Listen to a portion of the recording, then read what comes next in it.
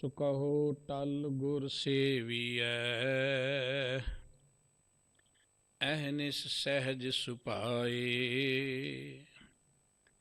ਦਰਸ਼ਨ ਪਰਸਿਐ ਗੁਰੂ ਕੈ, ਜਨਮ ਮਰਨ ਦੁਖ ਜਾਏ। ਹੋਵੈ ਸਿਵਤ ਖਸਾਮੰਦੀ, ਨੂਰ ਅਰਸੋਂ ਕੁਰਸੋਂ ਝੱਟੀਐ। ਤੁਧ ਡਿਠੈ ਸੱਚੇ ਪਾਤਸ਼ਾਹ, ਮਲ ਜਨਮ ਜਨਮ ਦੀ ਕੱਟੀਐ। ਸੱਜਣ ਸੱਚਾ ਪਾਤਸ਼ਾਹ, ਸਿਰ ਸ਼ਾਹਾਂ ਦੇ ਸ਼ਾਹ। ਜਿਸ ਪਾਸ ਬੈਠਿਆਂ ਸੋਹੀਐ, ਸਭਨਾਂ ਦਾ ਵੇਸਾ। ਜਿਸ ਪਾਸ ਬੈਠਿਆਂ ਸੋਹੀਐ, ਸਭਨਾਂ ਦਾ ਵੇਸਾ। ਵਾਹਿਗੁਰੂ ਜੀ ਪੈਰੋਂ ਬਾਣੀ ਨਾਮਦੇਵ ਜੀ ਕੀ। ਸੰਡਾ ਮਰਕਾ ਜਾਏ ਪੁਕਾਰੇ, ਪੜੈ ਨਹੀਂ ਹਮ ਹੀ ਪਚਹਾਰੇ। ਰਾਮ ਕਹੈ ਕਰ ਤਾਲ ਬਜਾਵੈ, ਚਟਿਆ ਸਬੈ ਬਿਗਾਰੇ। ਸੰਡਾ ਮਰਕਾ ਜਾਏ ਪੁਕਾਰੇ, ਪੜੈ ਨਹੀਂ ਹਮ ਹੀ ਪਚਹਾਰੇ। ਰਾਮ ਕਹੈ ਕਰ ਤਾਲ ਬਜਾਵੈ, ਚਟਿਆ ਸਬੈ ਬਿਗਾਰੇ। ਰਾਮ ਨਾਮਾ ਜਪਬੋ ਕਰੋ, ਹਿਰਦੈ ਹਰਿ ਜੀ ਕੋ ਸਿਮਰਨ ਧਰੈ। ਰਾਮ ਨਾਮਾ ਜਪਬੋ ਕਰੈ, ਹਿਰਦੈ ਹਰਿ ਜੀ ਕੋ ਸਿਮਰਨ ਕਰੈ। ਰਹਾਉ ਬਸੁਦਾ ਬਸ ਕੀਨੀ ਸਭ ਰਾਜੇ, ਬਿਨਤੀ ਕਰੈ ਪਟਰਾਨੀ। ਪੁੱਤਰ ਪ੍ਰਹਿਲਾਦ ਕਹਿਆ ਨਹੀਂ ਮਾਨੈ, ਤਿਨ ਤੋ ਔਰੈ ਠਾਨੀ। ਦੁਸ਼ਟ ਸਭਾ ਮਿਲ ਮੰਤਰ ਉਪਾਇਆ, ਕਰ ਸੈਂ ਔਦ ਖਨੇਰੀ। ਗਿਰ ਤਰ ਜਲ ਜਵਾਲਾ ਪੈ ਰਾਖਿਓ, ਰਾਜਾ ਰਾਮ ਮਾਇਆ ਫੇਰੀ। ਕਾੜ ਖੜਕ ਕਾਲ ਭੈ ਕੋਪਿਓ, ਮੋਹਿ ਬਤਾਵੋ ਜੋ ਤੋਏ ਰਾਖੈ। ਪੀਤ ਪਿਤੰਬਰ ਤ੍ਰਿਭਾਵਨ ਧਣੀ, ਥੰਬ ਮਾਹੇ ਹਰ ਭਾਖੈ। ਹਰਣਾਕਸ ਜਿਨ ਨਖਹਿ ਬਿਦਾਰਿਓ, ਸੁਰ ਨਰ ਕੀਏ ਸਨਾਥਾ। ਕਹਿਤ ਨਾਮ ਦਿਓ ਹਮ ਨਰ ਹਰ ਧਿਆਵਹਿ, ਰਾਮ ਅਭੈ ਪਦ ਦਾਤਾ। ਹਰਣਾਕਸ ਜਿਨ ਨਖਹਿ ਬਿਦਾਰਿਓ, ਸੁਰ ਨਰ ਕੀਏ ਸਨਾਥਾ। ਕਹਿਤ ਨਾਮ ਦਿਓ ਹਮ ਨਰ ਹਰ ਧਿਆਵਹਿ, ਰਾਮ ਅਭੈ ਪਦ ਦਾਤਾ। ਵਾਹਿਗੁਰੂ ਜੀ ਕਾ ਖਾਲਸਾ, ਵਾਹਿਗੁਰੂ ਜੀ ਕੀ ਫਤਿਹ।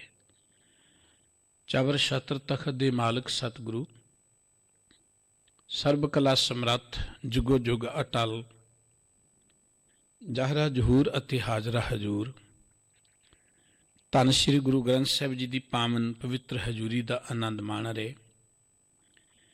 ਪਰਮ ਸਤਿਕਾਰਯੋਗ ਗੁਰੂ ਰੂਪ ਖਾਲਸਾ ਸਾਧ ਸੰਗਤ ਜੀ, ਵਾਹਿਗੁਰੂ ਜੀ ਦੀ ਬਖਸ਼ਿਸ਼ ਸਦਕਾ ਅੰਮ੍ਰਿਤ ਵੇਲੇ ਗੁਰੂ ਹਜ਼ੂਰੀ ਵਿੱਚ ਬੈਠ ਕੇ ਗੁਰਬਾਣੀ ਕੀਰਤਨ ਸ਼ਰਵਣ ਕਰਨ ਦਾ ਸੁਭਾਗ ਪ੍ਰਾਪਤ ਹੋਇਆ ਹੈ।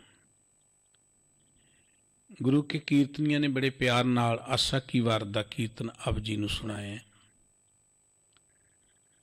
ਸ਼੍ਰੀ ਗੁਰੂ ਗ੍ਰੰਥ ਸਾਹਿਬ ਜੀ ਦੀ ਅੰਮ੍ਰਿਤ ਬਾਣੀ ਦੀ ਵਿਚਾਰ ਜੋ ਹਰ ਰੋਜ਼ ਆਪ ਜੀ ਸਰਵਣ ਕਰਦੇ ਹੋ, ਉਸ ਦੇ ਨਾਲ ਸੰਬੰਧਿਤ ਇਹ ਪਾਵਨ ਅਮੋਲ ਬਚਨ ਸ਼੍ਰੀਮਨ ਭਗਤ ਨਾਮਦੇਵ ਸਾਹਿਬ ਜੀ ਦੇ ਉਚਾਰਨ ਕੀਤੇ ਹੋਏ ਭੈਰੋਂ ਰਾਗ ਵਿੱਚੋਂ ਆਪ ਜੀ ਸਰਵਣ ਕਰ ਰਹੇ ਸੀ। ਭਗਤ ਨਾਮਦੇਵ ਜੀ ਦੀ ਬਹੁਤ ਸਾਰੀ ਬਾਣੀ ਗੁਰੂ ਗ੍ਰੰਥ ਸਾਹਿਬ ਜੀ ਵਿੱਚ ਸੁਭਾਈਮਾਨ ਹੈ, ਜਿਸ ਦੇ ਰਾਹੀਂ ਭਗਤ ਜੀ ਨੇ ਸਾਨੂੰ ਵਾਹਿਗੁਰੂ ਜੀ ਦੇ ਸਿਮਰਨ ਵਿੱਚ ਜੁੜਨ ਦੀ ਗੱਲ ਕਹੀ ਹੈ। ਪਰਮਾਤਮਾ ਨੇ ਮਨੁੱਖਾ ਦੇਹ ਬੜੀ ਦੁਰਲੱਭ ਬਣਾਈ ਹੈ। ਇਸ ਮਨੁੱਖ ਨੂੰ ਇਸ ਧਰਤੀ ਦਾ ਮਾਲਕ, ਧਰਤੀ ਦਾ ਸਰਦਾਰ ਥਾਪਿਆ ਹੈ। ਪਰ ਜਦੋਂ ਮਨੁੱਖੀ ਸਮਾਜ ਵਿੱਚ ਅਸੀਂ ਨਜ਼ਰ ਮਾਰਦੇ ਹਾਂ, ਕੁਝ ਲੋਕ ਨੇ ਜਿਹੜੇ ਜ਼ਿੰਦਗੀ ਦੇ ਅਸਲੀ ਮਾਰਗ ਤੋਂ ਖੁੰਝ ਕੇ ਕੇਵਲ ਦੁਨਿਆਵੀ ਤਾਕਤਾਂ ਜਾਂ ਦੁਨਿਆਵੀ ਪਦਾਰਥ ਨੂੰ ਪ੍ਰਾਪਤ ਕਰਕੇ ਉਹ ਲੋਕਾਂ ਨੂੰ ਗੁਲਾਮ ਬਣਾ ਕੇ ਰੱਖਣਾ ਚਾਹੁੰਦੇ ਨੇ, ਲੋਕਾਂ ਨੂੰ ਡਰਾਉਣਾ ਚਾਹੁੰਦੇ ਨੇ। ਤੇ ਬਹੁਤ ਸਾਰੇ ਉਹ ਲੋਕ ਨੇ ਜਿਹੜੇ ਡਰੇ ਹੋਏ ਨੇ, ਜਿਹੜੇ ਬੜੇ ਸਹਿਮ ਦੇ ਵਿੱਚ ਨੇ। ਇਹ ਅਧੂਰੀ ਜ਼ਿੰਦਗੀ ਹੈ, ਇਹ ਜ਼ਿੰਦਗੀ ਦਾ ਬੈਲੈਂਸ ਕਾਇਮ ਨਹੀਂ ਹੈ। ਜ਼ਿੰਦਗੀ ਉਹ ਹੈ ਕਿ ਪੈ ਕਾਹੂ ਕੋ ਦੇਤ ਨੇ ਨਹਿ ਪੈ ਮਾਨਤ ਆਨ। ਮਨੁੱਖ ਨਾ ਕਿਸੇ ਕੋਲੋਂ ਡਰੇ, ਨਾ ਕਿਸੇ ਨੂੰ ਡਰਾਏ। ਪਰ ਅਜਿਹੀ ਅਵਸਥਾ ਤੇ ਪਹੁੰਚਣ ਦੇ ਲਈ ਬੜੀ ਸਾਧਨਾ ਦੀ ਲੋੜ ਹੈ, ਜਿਹਨੂੰ ਆਪਾਂ ਕਹਿੰਦੇ ਨਿਰਭੈ ਪਦਵੀ, ਬੇਗਮਪੁਰੇ ਦੇ ਵਾਸੀ ਬਣਨਾ। ਉਸ ਅਵਸਥਾ 'ਚ ਪਹੁੰਚਣਾ ਜਿੱਥੇ ਜਾ ਕੇ ਕੋਈ ਡਰ ਨਾ ਹੋਵੇ, ਕੋਈ ਦੁੱਖ ਨਾ ਹੋਵੇ, ਕੋਈ ਸਾਡੀ ਉਸ ਅਵਸਥਾ ਨੂੰ ਬਦਲ ਵੀ ਨਾ ਸਕੇ। ਗੁਰੂ ਗ੍ਰੰਥ ਸਾਹਿਬ ਜੀ ਮਹਾਰਾਜ ਦੀ ਅੰਮ੍ਰਿਤ ਬਾਣੀ ਨੇ, ਜਾਂ ਜਿਨ੍ਹਾਂ ਰੱਬੀ ਪਿਆਰਿਆਂ ਨੇ ਇਹ ਬਾਣੀ ਸਾਨੂੰ ਬਖਸ਼ਿਸ਼ ਕੀਤੀ ਹੈ, ਉਸ ਅਵਸਥਾ ਦਾ ਜ਼ਿਕਰ ਕੀਤਾ ਹੈ, ਸਾਨੂੰ ਉਸ ਅਵਸਥਾ ਤੇ ਪਹੁੰਚਣ ਦੇ ਲਈ ਜੁਗਤ ਦਰਸਾਈ ਹੈ।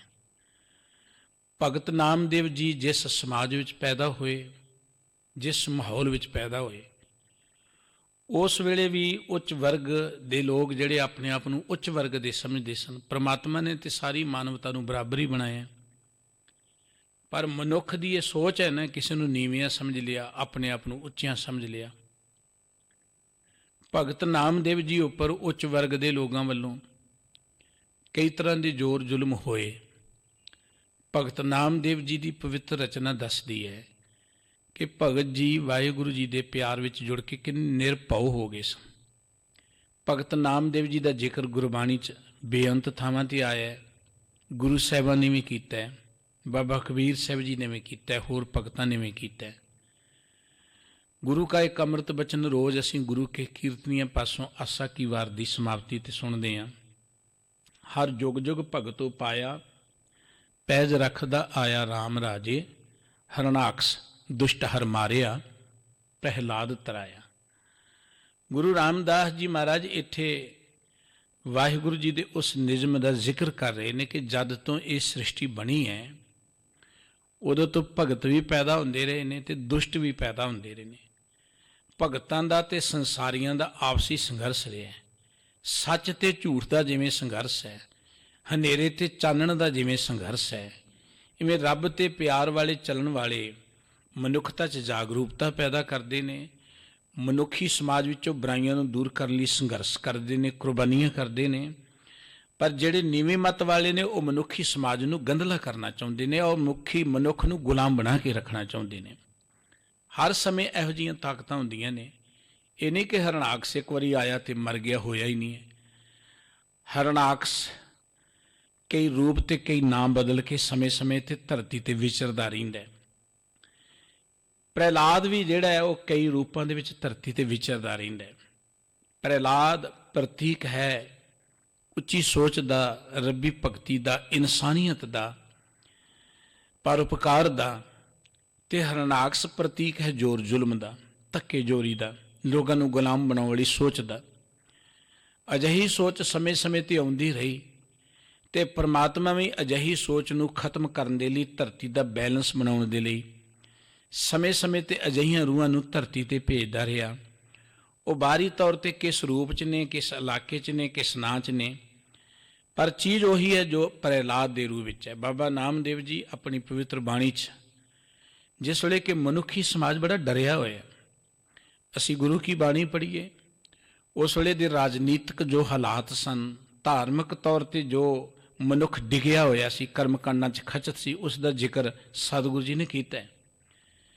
ਤੇ ਮਨੁੱਖਤਾ ਬੜੀ ਨਿਰਾਸ਼ ਹੋ ਚੁੱਕੀ ਸੀ। ਅਜਿਹੇ ਨਿਰਾਸ਼ ਮਾਹੌਲ ਵਿੱਚ ਗੁਰੂ ਸਾਹਿਬ ਜੀ ਨੇ, ਭਗਤ ਜਨਾਂ ਨੇ ਪੁਰਾਣੇ ਸਮੇਂ ਦੀਆਂ ਜੋ ਪੁਰਾਣਕ ਕਹਾਣੀਆਂ ਨੇ, ਬਹੁਤ ਸਾਰੀਆਂ ਪੁਰਾਣ ਕਹਾਣੀਆਂ ਪ੍ਰਚਲਿਤ ਨੇ। ਗੁਰੂ ਕੀ ਬਾਣੀ ਪੜ੍ਹੋਗੇ, ਕਿਤੇ ਧਰੂ ਦਾ ਜ਼ਿਕਰ ਹੈ, ਕਿਤੇ ਪ੍ਰਹਿਲਾਦ ਦਾ ਜ਼ਿਕਰ ਹੈ, ਕਿਤੇ ਗਨਕਾ ਦਾ ਜ਼ਿਕਰ ਹੈ, ਕਿਤੇ ਕਿਸੇ ਹਾਥੀ ਦਾ ਜ਼ਿਕਰ ਹੈ। ਜਿਵੇਂ ਧੰਨ ਗੁਰੂ ਤੇਗ ਬਹਾਦਰ ਸਾਹਿਬ ਜੀ ਨੇ ਸਮਾਜ ਦੇ ਵਿੱਚ ਹੌਸਲਾ ਪੈਦਾ ਕਰਨ ਦੇ ਲਈ, ਸਮਾਜ ਦੀ ਨਿਰਾਸ਼ਤਾ ਕੱਟਣ ਦੇ ਲਈ ਕਿੰਨੇ ਪਿਆਰੇ ਬਚਨ ਗਏ। ਜਦੋਂ ਦੇਖਦੇ ਨੇ ਕਿ ਚਾਰ ਸਫੇਰੇ ਹਾਲਾਤ ਇਹੋ ਜਿਹੇ ਬਣ ਗਏ ਕਿ ਬਲ ਛੁੱਟ ਕੇ ਉਹ ਬੰਧਨ ਪਰੇ ਕਛੂ ਨਾ ਹੋ ਤੋ ਪਾਏ। ਮਨੁੱਖੀ ਸਮਾਜ ਇਹਨਾਂ ਬੰਧਨਾਂ 'ਚ ਪੈ ਗਿਆ ਹੈ, ਇੰਨਾ ਕਮਜ਼ੋਰ ਜਾਂ ਨਿਰਾਸ਼ ਹੋ ਗਿਆ ਹੈ। ਉਹ ਕਹਿੰਦਾ ਕਿ ਕੋਈ ਰਸਤਾ ਹੀ ਨਹੀਂ ਹੈ ਇਹਨਾਂ ਦੁੱਖਾਂ ਤੋਂ ਬਚਣ ਦਾ। ਨਾ ਜੀ ਨਾ, ਇਹਨਾਂ ਨਾਲ ਲੜਨਾ ਬੜਾ ਔਖਾ ਹੈ। ਇਹ ਤੇ ਬਹੁਤ ਜ਼ੋਰ ਜ਼ੁਲਮ ਵਾਲੇ ਨੇ। ਇਸ ਸਮਾਜ ਦੇ ਲੋਕਾਂ ਨੂੰ ਚਿੜੀਆਂ ਕਿਹਾ ਜਾਂਦਾ ਸੀ, ਚਿੜੀਆਂ ਵਰਗੇ ਨੇ ਲੋਕ। ਇਹ ਤੇ ਸੋਦਰ ਨੇ, ਇਹ ਨੀਵੇਂ ਨੇ। ਅਜਿਹੇ ਮਾਹੌਲ 'ਚ ਗੁਰੂ ਸਾਹਿਬ ਜੀ ਨੇ ਇੱਕ ਨਾਅਰਾ ਦਿੱਤਾ, ਬਲ ਹੋਆ ਬੰਧਨ ਛੁੱਟੇ, ਸਭ ਕੁਛ ਹੋਤ ਉਪਾਏ। ਸਭ ਕੁਝ ਹੋ ਸਕਦਾ ਹੈ, ਮਨੁੱਖ ਦੇ ਕੋਲ ਬਲ ਆ ਸਕਦਾ ਹੈ, ਮਨੁੱਖ ਦੇ ਬੰਧਨ ਟੁੱਟ ਸਕਦੇ ਨੇ। ਉਹ ਬੰਧਨ ਟੁੱਟਣ ਦਾ ਜਾਂ ਬਲ ਨੂੰ ਪ੍ਰਾਪਤ ਕਰਨ ਦਾ ਤਰੀਕਾ ਇਹ ਹੈ ਕਿ ਮਨੁੱਖ ਪ੍ਰਮਾਤਮਾ ਦਾ ਓਟ ਆਸਰਾ ਲਏ।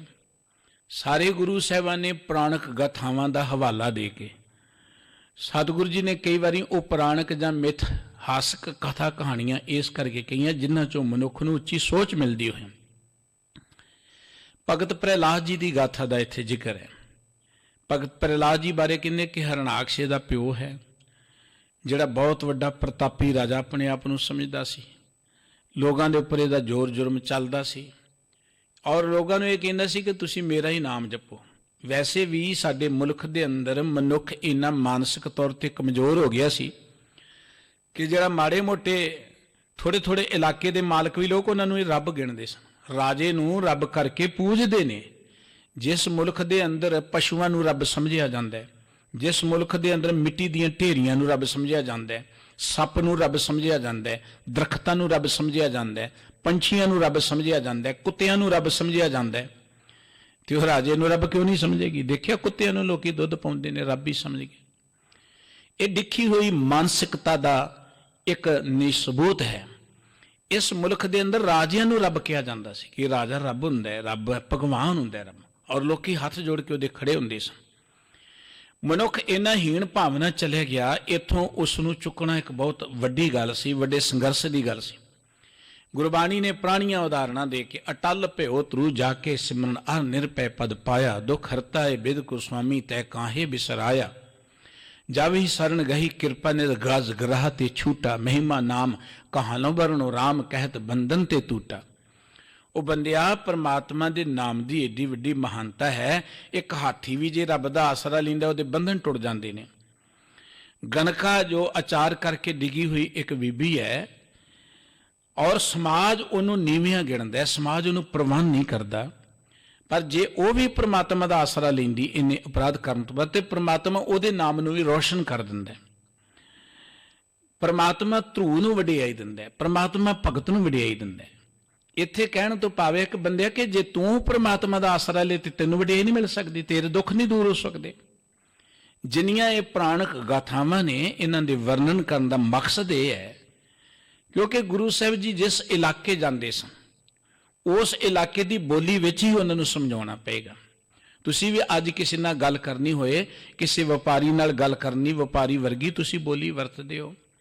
ਕਿਸੇ ਜ਼ਿਮੀਂਦਾਰ ਕੋ ਜਾਓ ਕਿ ਉਹਨੂੰ ਜ਼ਿਮੀਂਦਾਰ ਦੀਆਂ ਗੱਲਾਂ ਸੁਣਾ ਕੇ ਸਮਝਾਉਣਾ ਪਏਗਾ। ਬੱਚੇ ਨੂੰ ਬੱਚੇ ਵਰਗੀਆਂ ਗੱਲਾਂ ਕਰਕੇ ਸਮਝਾਉਣਾ ਪਏਗਾ।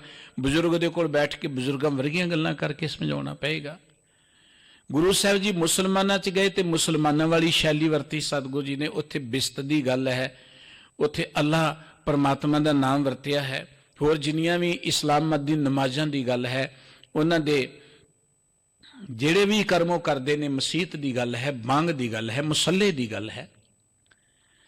ਜੇ ਸਤਿਗੁਰੂ ਜੀ ਹਿੰਦੂ ਮਤ ਦੇ ਲੋਕਾਂ 'ਚ ਵਿਚਰਦੇ ਨੇ ਤੇ ਸਤਿਗੁਰੂ ਜੀ ਕਿਤੇ 84 ਲੱਖ ਜੂਨਾਂ ਦੀ ਗੱਲ ਕਰਦੇ ਨੇ, ਹਾਲਾਂਕਿ 84 ਲੱਖ ਜੂਨਾਂ ਕੋ ਬਸ ਨਹੀਂ ਹੈ। ਜਦੋਂ 84 ਕਹਿੰਦੇ ਦਾ ਮਤਲਬ ਕਿ ਅੰਤ ਪਾ ਲਿਆ ਸੀ ਰੱਬ ਦਾ। ਗੁਰਮਤਿ ਇਸ 84 ਨੂੰ ਨਹੀਂ ਮੰਨਦੀ, ਇੱਕ ਪ੍ਰਚਲਿਤ ਗੱਲਾਂ ਸਨ, ਉਹਨਾਂ ਨੂੰ ਲੈ ਕੇ ਸਤਿਗੁਰੂ ਜੀ ਨੇ ਸਮਝਾਇਆ। ਚਾਰ ਖਾਣੀਆਂ ਦੀ ਗੱਲ ਸੀ, ਕਿਤੇ ਸਵਰਗ ਦੀ ਗੱਲ ਸੀ। ਗੁਰਮਤਿ ਸਵਰਗ ਨੂੰ ਨਰਕ ਨੂੰ ਮੰਨਦੀ ਨਹੀਂ ਹੈ।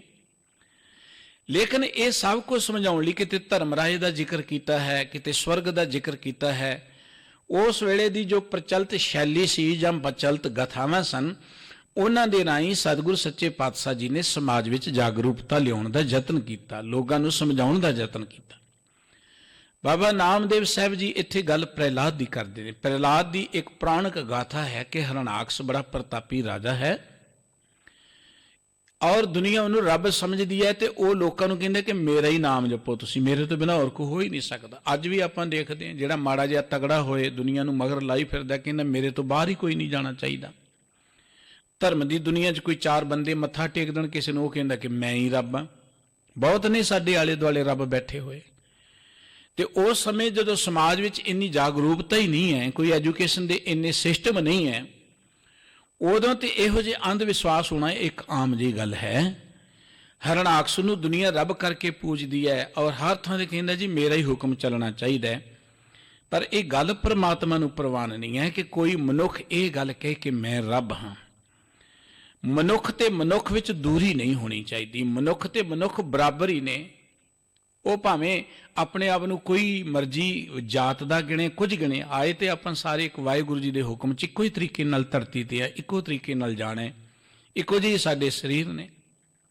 ਤੇ ਪ੍ਰਮਾਤਮਾ ਫਿਰ ਸਮੇਂ-ਸਮੇਂ ਤੇ ਇਹੋ ਜਿਹੀਆਂ ਜਿਹੜੀਆਂ ਕੂੜ ਕੁਸੱਤ ਦੀਆਂ ਹਨੇਰੀਆਂ ਚੱਲਦੀਆਂ ਨੇ, ਉਹਨਾਂ ਨੂੰ ਠੱਲ ਪਾਉਣ ਦੇ ਲਈ ਇਹੋ ਜਿਹੀਆਂ ਰੱਬੀ ਵਰਸਾਈਆਂ ਹੋਈਆਂ ਰੂਹਾਂ ਨੂੰ ਧਰਤੀ ਤੇ ਭੇਜਦਾ ਰਹਿੰਦਾ।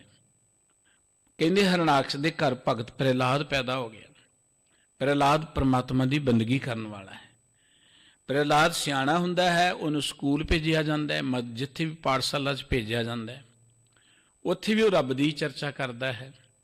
ਸੰਡਾ ਮਰਕਾ ਉਹਦੇ ਦੋ ਉਸਤਾਦ ਨੇ ਜੋ ਉਹਨੂੰ ਸਮਝਾਉਂਦੇ ਨੇ ਕਿ ਨਹੀਂ, ਤੇਰਾ ਬਾਪੂ ਨਾਰਾਜ਼ ਹੋ ਜਾਏਗਾ, ਤੂੰ ਉਹਦੇ ਹੁਕਮ ਦੀ ਅਦੁਲੀ ਨਾ ਕਰ। ਪਰ ਪ੍ਰਹਿਲਾਦ ਉਹਨਾਂ ਦੀ ਗੱਲ ਨਹੀਂ ਮੰਨਦਾ, ਸਗੋਂ ਹੋਰ ਜਿੰਨੇ ਵੀ ਵਿਦਿਆਰਥੀ ਹੁੰਦੇ ਨੇ ਉਹਨਾਂ ਨੂੰ ਵੀ ਆਪਣੇ ਮਗਰ ਲਗਾ ਲੈਂਦਾ। ਪ੍ਰਹਿਲਾਦ ਦੀ ਸ਼ਿਕਾਇਤ ਸੰਡਾ ਮਰਕਾ ਜਾ ਕੇ ਉਹਦੇ ਬਾਪੂ ਕੋਲ ਕਰਦੇ ਨੇ। ਪ੍ਰਹਿਲਾਦ ਦੀ ਮਾਂ ਵੀ ਉਹਨੂੰ ਸਮਝਾਉਣ ਦਾ ਯਤਨ ਕਰਦੀ। ਜਿਹੜੀ ਪੁਰਾਣਕ ਗਾਥਾ ਹੈ, ਜਦੋਂ ਅਸੀਂ ਸ਼ਬਦ ਦੀ ਰੂਹ ਤੱਕ ਜਾਣਾ ਹੋਏਗਾ ਉਦੋਂ ਸਾਨੂੰ ਇਹ ਪੁਰਾਣਕ ਗਾਥਾ ਜਿਹੜੀ ਹੈ ਇਹ ਸਮਝਣੀ ਪਏਗੀ, ਚੇਤੇ ਕਰਨੀ ਪਏਗੀ। ਠੀਕ ਹੈ ਕਿ ਬਹੁਤ ਸਾਰੀਆਂ ਮਿਥਿਹਾਸਕ ਕਥਾ ਕਹਾਣੀਆਂ ਵੀ ਨੇ, ਪਰ ਗੁਰਮਤਿ ਨੇ ਉਪਦੇਸ਼ ਜੋ ਦਿੱਤਾ ਅਸੀਂ ਉਹਦੇ ਨਾਲ ਜੁੜਨਾ। ਇਸ ਮੁੱਖ ਵਾਕ ਦਾ ਜੋ ਮੁੱਖ ਭਾਵ ਹੈ ਉਹ ਰਹਾਉ ਦੀਆਂ ਪੰਕਤੀਆਂ 'ਚ ਹੈ, ਆਖਰੀ ਪੰਕਤੀਆਂ 'ਚ ਅੰਕਿਤ ਹੈ। ਰਾਣੀ ਵੀ ਉਹਨੂੰ ਸਮਝਾਉਂਦੀ ਹੈ, ਪਰ ਉਹ ਵਾਹਿਗੁਰੂ ਜੀ ਦੇ ਪ੍ਰਭੂ ਦੇ ਪਿਆਰ ਜੁੜਿਆ ਰਹਿੰਦਾ ਹੈ। ਪ੍ਰਹਿਲਾਦ ਨੂੰ ਡਰਾਉਣ ਦੇ ਲਈ ਬੜੇ ਯਤਨ ਕੀਤੇ ਗਏ, ਮਾਰਨ ਦੇ ਲਈ ਬੜੇ ਯਤਨ ਕੀਤੇ ਗਏ। ਇੱਥੇ ਭਗਤ ਨਾਮਦੇਵ ਸਾਹਿਬ ਜੀ ਇਹ ਕਹਿਣਾ ਚਾਹੁੰਦੇ ਨੇ ਕਿ ਮਨੁੱਖ ਭਾਵੇਂ ਜਿੰਨਾ ਮਰਜ਼ੀ ਮਾਸੂਮ ਹੋਏ, ਕਮਜ਼ੋਰ ਹੋਏ, ਪਰ ਦੂਜੇ ਬੰਨੇ ਵਿਰੋਧੀ ਤਾਕਤਾਂ ਜਿੰਨੀਆਂ ਮਰਜ਼ੀ ਜ਼ਬਰਦਸਤ ਹੋਣ, ਜ਼ਾਲਮ ਹੋਣ, ਪਰ ਜੇ ਕੋਈ ਮਨੁੱਖ ਪਰਮਾਤਮਾ ਦਾ ਆਸਰਾ ਲੈਂਦਾ ਹੈ ਤੇ ਇਹੋ ਜਿਹੀਆਂ ਜ਼ਾਲਮ ਤਾਕਤਾਂ ਉਸ ਮਾਸੂਮ ਮਨੁੱਖ ਨੂੰ ਖਤਮ ਨਹੀਂ ਕਰ ਸਕਦੀਆਂ। ਜਿੱਤ ਜਿਹੜੀ ਸੱਚ ਦੀ ਹੁੰਦੀ ਹੈ, ਉਸ ਸੱਚ ਦੀ ਚਰਚਾ ਕਰਦੇ ਹਾਂ। ਸ਼੍ਰੀਮਾਨ ਭਗਤ ਨਾਮਦੇਵ ਸਾਹਿਬ ਜੀ ਬੜੇ ਪਿਆਰੇ ਬਚਨਾਂ ਦੇ ਰਹੀ ਸਾਨੂੰ ਕਹਿ ਰਹੇ ਨੇ ਕਿ ਜੇ ਤੁਸੀਂ ਵੀ ਜ਼ਿੰਦਗੀ 'ਚ ਨਿਰਭਉ ਹੋ ਕੇ ਵਿਚਰਨਾ ਚਾਹੁੰਦੇ ਹੋ, ਜ਼ਿੰਦਗੀ ਦਾ ਮਕਸਦ ਇਹ ਹੈ ਕਿ ਬੰਦਾ ਨਿਰਭਉ ਹੋ ਕੇ ਵਿਚਰੇ। ਐ ਡਰ ਡਰ ਕੇ ਜ਼ਿੰਦਗੀ ਬਤੀਤ ਕਰਨੀ, ਰੋ ਰੋ ਕੇ ਜ਼ਿੰਦਗੀ ਬਤੀਤ ਕਰਨੀ ਕੋਈ ਜ਼ਿੰਦਗੀ ਨਹੀਂ ਹੈ। ਧੂਕ ਸੀਟ ਕੇ ਜ਼ਿੰਦਗੀ ਬਤੀਤ ਕਰਨੀ ਕੋਈ ਜ਼ਿੰਦਗੀ ਨਹੀਂ ਹੈ। ਜ਼ਿੰਦਗੀ ਬੰਦਾ ਸਿਰ ਉੱਚਾ ਕਰਕੇ ਜਿਉ ਸਕੇ, ਆਪ ਜਿਉ ਤੇ ਦੂਜਿਆਂ ਨੂੰ ਜਿਉਣ ਦੇਵੇ। ਗੁਰਮਤਿ ਦਾ ਮਕਸਦ ਇਹ ਹੈ ਅਜਿਹੇ ਮਨੁੱਖ ਦੀ, ਅਜਿਹੇ ਸਮਾਜ ਦੀ ਸਿਰਜਣਾ ਕਰਨੀ ਜਿੱਥੇ ਪੈ ਕਾਹੂ ਕੋ ਦੇਤ ਨਹਿ ਪੈ ਅਮਾਨਤਾਂ। ਕੋਈ ਕਿਸੇ ਨੂੰ ਡਰਾਏ ਨਾ। ਜਿੰਨੀ ਮਰਜ਼ੀ ਵੱਡੀ ਪਦਵੀ ਤੇ ਮਨੁੱਖ ਚੱਲ ਜੇ, ਪਰ ਉਹਦੇ 'ਚ ਨਿਰਮਾਨਤਾ ਹੋਏ, ਉਹ ਮਨੁੱਖਤਾ ਦੇ ਨਾਲ ਜੁੜ ਕੇ ਰਹੇ, ਉਹ ਮਨੁੱਖ ਨਾਲੋਂ ਆਪਣੇ ਆਪ ਨੂੰ ਵੱਡਾ ਨਾ ਗਿਣੇ। ਅੱਜ ਆਪਾਂ ਦੇਖਦੇ ਮਾੜਾ ਜਿਹਾ ਵੀ ਬੰਦਾ ਕਿਤੇ ਸ਼ਹਿਰ ਦਾ ਕੌਂਸਲਰ ਬਣ ਜੇ ਨਾ, ਉਹ 2 ਸਿਪਾਹੀ ਲੈ ਕੇ ਘੁੰਮੀ ਫਿਰਦਾ ਕਿ ਕੋਈ ਮੇਰੇ ਨੇੜੇ ਹੀ ਨਾ ਲੱਗ ਜੇ। ਇਹ ਡਿੱਗੀ ਹੋਈ ਮਾਨਸਿਕਤਾ ਹੈ। ਤੇ ਜੇ ਉਦੋਂ ਅੱਗੇ ਚੱਲ ਜੇ ਤੇ ਫਿਰ ਤੇ ਕਹਿਣਾ ਹੀ ਕੀ, ਤੇ ਐਵੇਂ ਚੱਲਦਾ ਜਿਵੇਂ ਉਹ ਕੈਦੀ ਹੋਵੇ ਤੇ ਉਹਦੇ ਆਲੇ ਦੁਆਲੇ ਪੁਲਿਸ ਨੇ ਉਹਨੂੰ ਘੇਰਾ ਪਾਇਆ ਹੁੰਦਾ। ਇਹਦੋਂ ਡਰਿਆ ਹੋਇਆ ਸਮਾਜ ਹੋਰ ਕਿੱਥੇ ਮਿਲ ਸਕਦਾ ਹੈ। ਜਿੰਨੀ ਸਾਡੇ ਮੁਲਕ ਦੀ ਲੀਡਰਸ਼ਿਪ ਡਰੀ ਹੋਈ ਹੈ, ਡਿੱਗੀ ਹੋਈ ਹੈ, ਇਹਨੂੰ ਤੁਹਾਨੂੰ ਸਾਰੀ ਦੁਨੀਆ 'ਚ ਕਿਤੇ ਨਹੀਂ ਮਿਲੇਗੀ। 4 ਸਵੇਰੇ ਨਾਲ ਸਿਕਿਉਰਿਟੀ ਗਾਰਡ ਲੈ ਕੇ ਤੁਰੇ ਫਿਰਨਾ। ਉਹ ਲੋਕ ਜਿਨ੍ਹਾਂ ਲੋਕਾਂ ਨੇ ਤੁਹਾਨੂੰ ਚੁਣਿਆ ਹੈ ਉਹਨਾਂ ਦੇ ਕੋਲੋਂ ਇਵੇਂ ਡਰਨਾ ਜਿਵੇਂ ਉਹ ਸਾਡੇ ਵੈਰੀ ਹੋਣ, ਸਾਨੂੰ ਮਾਰ ਦੇਣਗੇ। ਇਹਦਾ ਮਤਲਬ ਇਹ ਲੋਕ ਡਿੱਗੇ ਹੋਏ ਨੇ, ਇਹ ਦਰਅਸਲ ਆਗੂ ਹੋਣ ਦੇ ਹੱਕਦਾਰ ਨਹੀਂ ਹੈ। ਪਰ ਇਹਨਾਂ ਦਾ ਕਸੂਰ ਨਹੀਂ, ਕਸੂਰ ਤੇ ਸਾਡੀ ਡਿੱਗੀ ਹੋਈ ਸੋਚ ਦਾ, ਜਿਹੜੇ ਅਸੀਂ ਇਹਨਾਂ ਨੂੰ ਚੁਣਦੇ ਹਾਂ। ਗੁਰਮਤਿ ਇੱਕ ਅਜਿਹੇ ਸਮਾਜ ਦੀ ਗੱਲ ਕਰਦੀ ਹੈ ਜਿੱਥੇ ਭੈ ਕਾਹੂ ਕੋ ਦੇਤ ਨਹਿ ਪੈ ਮਾਨ ਤਾਨ। ਅਸੀਂ ਵੈਸਟਰਨ ਕੰਟਰੀ ਨੂੰ ਨਿੰਦਦੇ ਹੀ ਹਾਂ, ਸਾਡਾ ਇੱਕ ਸੁਭਾਅ ਜੀ ਉੱਥੇ ਦਾ ਕਲਚਰ ਜੇ ਹੈ ਵੇ ਹੈ। ਲੇਕਿਨ ਉੱਥੋਂ ਦਾ MP ਵੀ ਜਿਹੜਾ ਕੱਲਾ ਗੱਡੀ ਆਪ ਡਰਾਈਵ ਕਰਕੇ ਜਾਏਗਾ, ਜਿੱਥੇ ਜਾਏਗਾ ਕੋਈ ਸਿਕਿਉਰਿਟੀ ਨਾਲ ਨਹੀਂ ਹੋਏਗੀ। ਤੇ ਸਾਡੇ ਤੋਂ ਤੁਸੀਂ ਆਮ ਜਿਹਾ ਬੰਦਾ ਦੇਖ ਲਓ, ਕਿਸੇ ਦੀ MLA ਨਾਲ ਉੱਦਾਂ ਹੀ ਜਾਰੀ ਪੈ ਜੇ, ਉਹ ਵੀ 2-4 ਗਨਮੈਨ ਉੱਦਾਂ ਹੀ ਲਈ ਫਿਰਦਾ ਹੈ। ਸਤਿਗੁਰੂ ਸਾਹਿਬ ਜੀ ਜੋ ਇੱਥੇ ਸਮਝਾਉਣਾ ਚਾਹੁੰਦੇ ਨੇ, ਉਹ ਚਾਹੁੰਦੇ ਨੇ ਕਿ ਮਨੁੱਖ ਅਜਿਹੀ ਸੋਚ ਦਾ ਧਾਰਨੀ ਬਣੇ, ਨਿਰਭਉ ਹੋ ਕੇ ਵਿਚਰੇ, ਨਿਡਰ ਹੋ ਕੇ ਵਿਚਰੇ, ਕਿਸੇ ਨਾਲ ਉਹਦਾ ਵੈਰ ਨਾ ਹੋਏ, ਨਾ ਕਿਸੇ ਨੂੰ ਡਰਾਏ, ਨਾ ਉਹਨੂੰ ਕੋ ਡਰਾ ਸਕੇ। ਸਾਡਾ ਸਮਾਜ ਇਹੋ ਜਿਹਾ ਬਣਨਾ ਚਾਹੀਦਾ ਹੈ। ਤੇ ਭਗਤ ਨਾਮਦੇਵ ਜੀ ਨੇ ਉਸ ਪੁਰਾਣਕ ਗਾਥਾ ਦੀ ਚਰਚਾ ਕਰਦੇ ਹਾਂ, ਅਜਿਹੇ ਸਮਾਜ ਦੀ ਸਿਰਜਣਾ ਦੇ ਲਈ, ਅਜਿਹੀ ਸੋਚ ਨੂੰ ਡਿਵੈਲਪ ਕਰਨ ਦੇ ਲਈ ਜੋ ਉਪਦੇਸ਼ ਇਸ ਪਵਿੱਤਰ ਮੁੱਖ ਵਾਕ ਰਾਹੀਂ ਦਿੱਤਾ ਹੈ।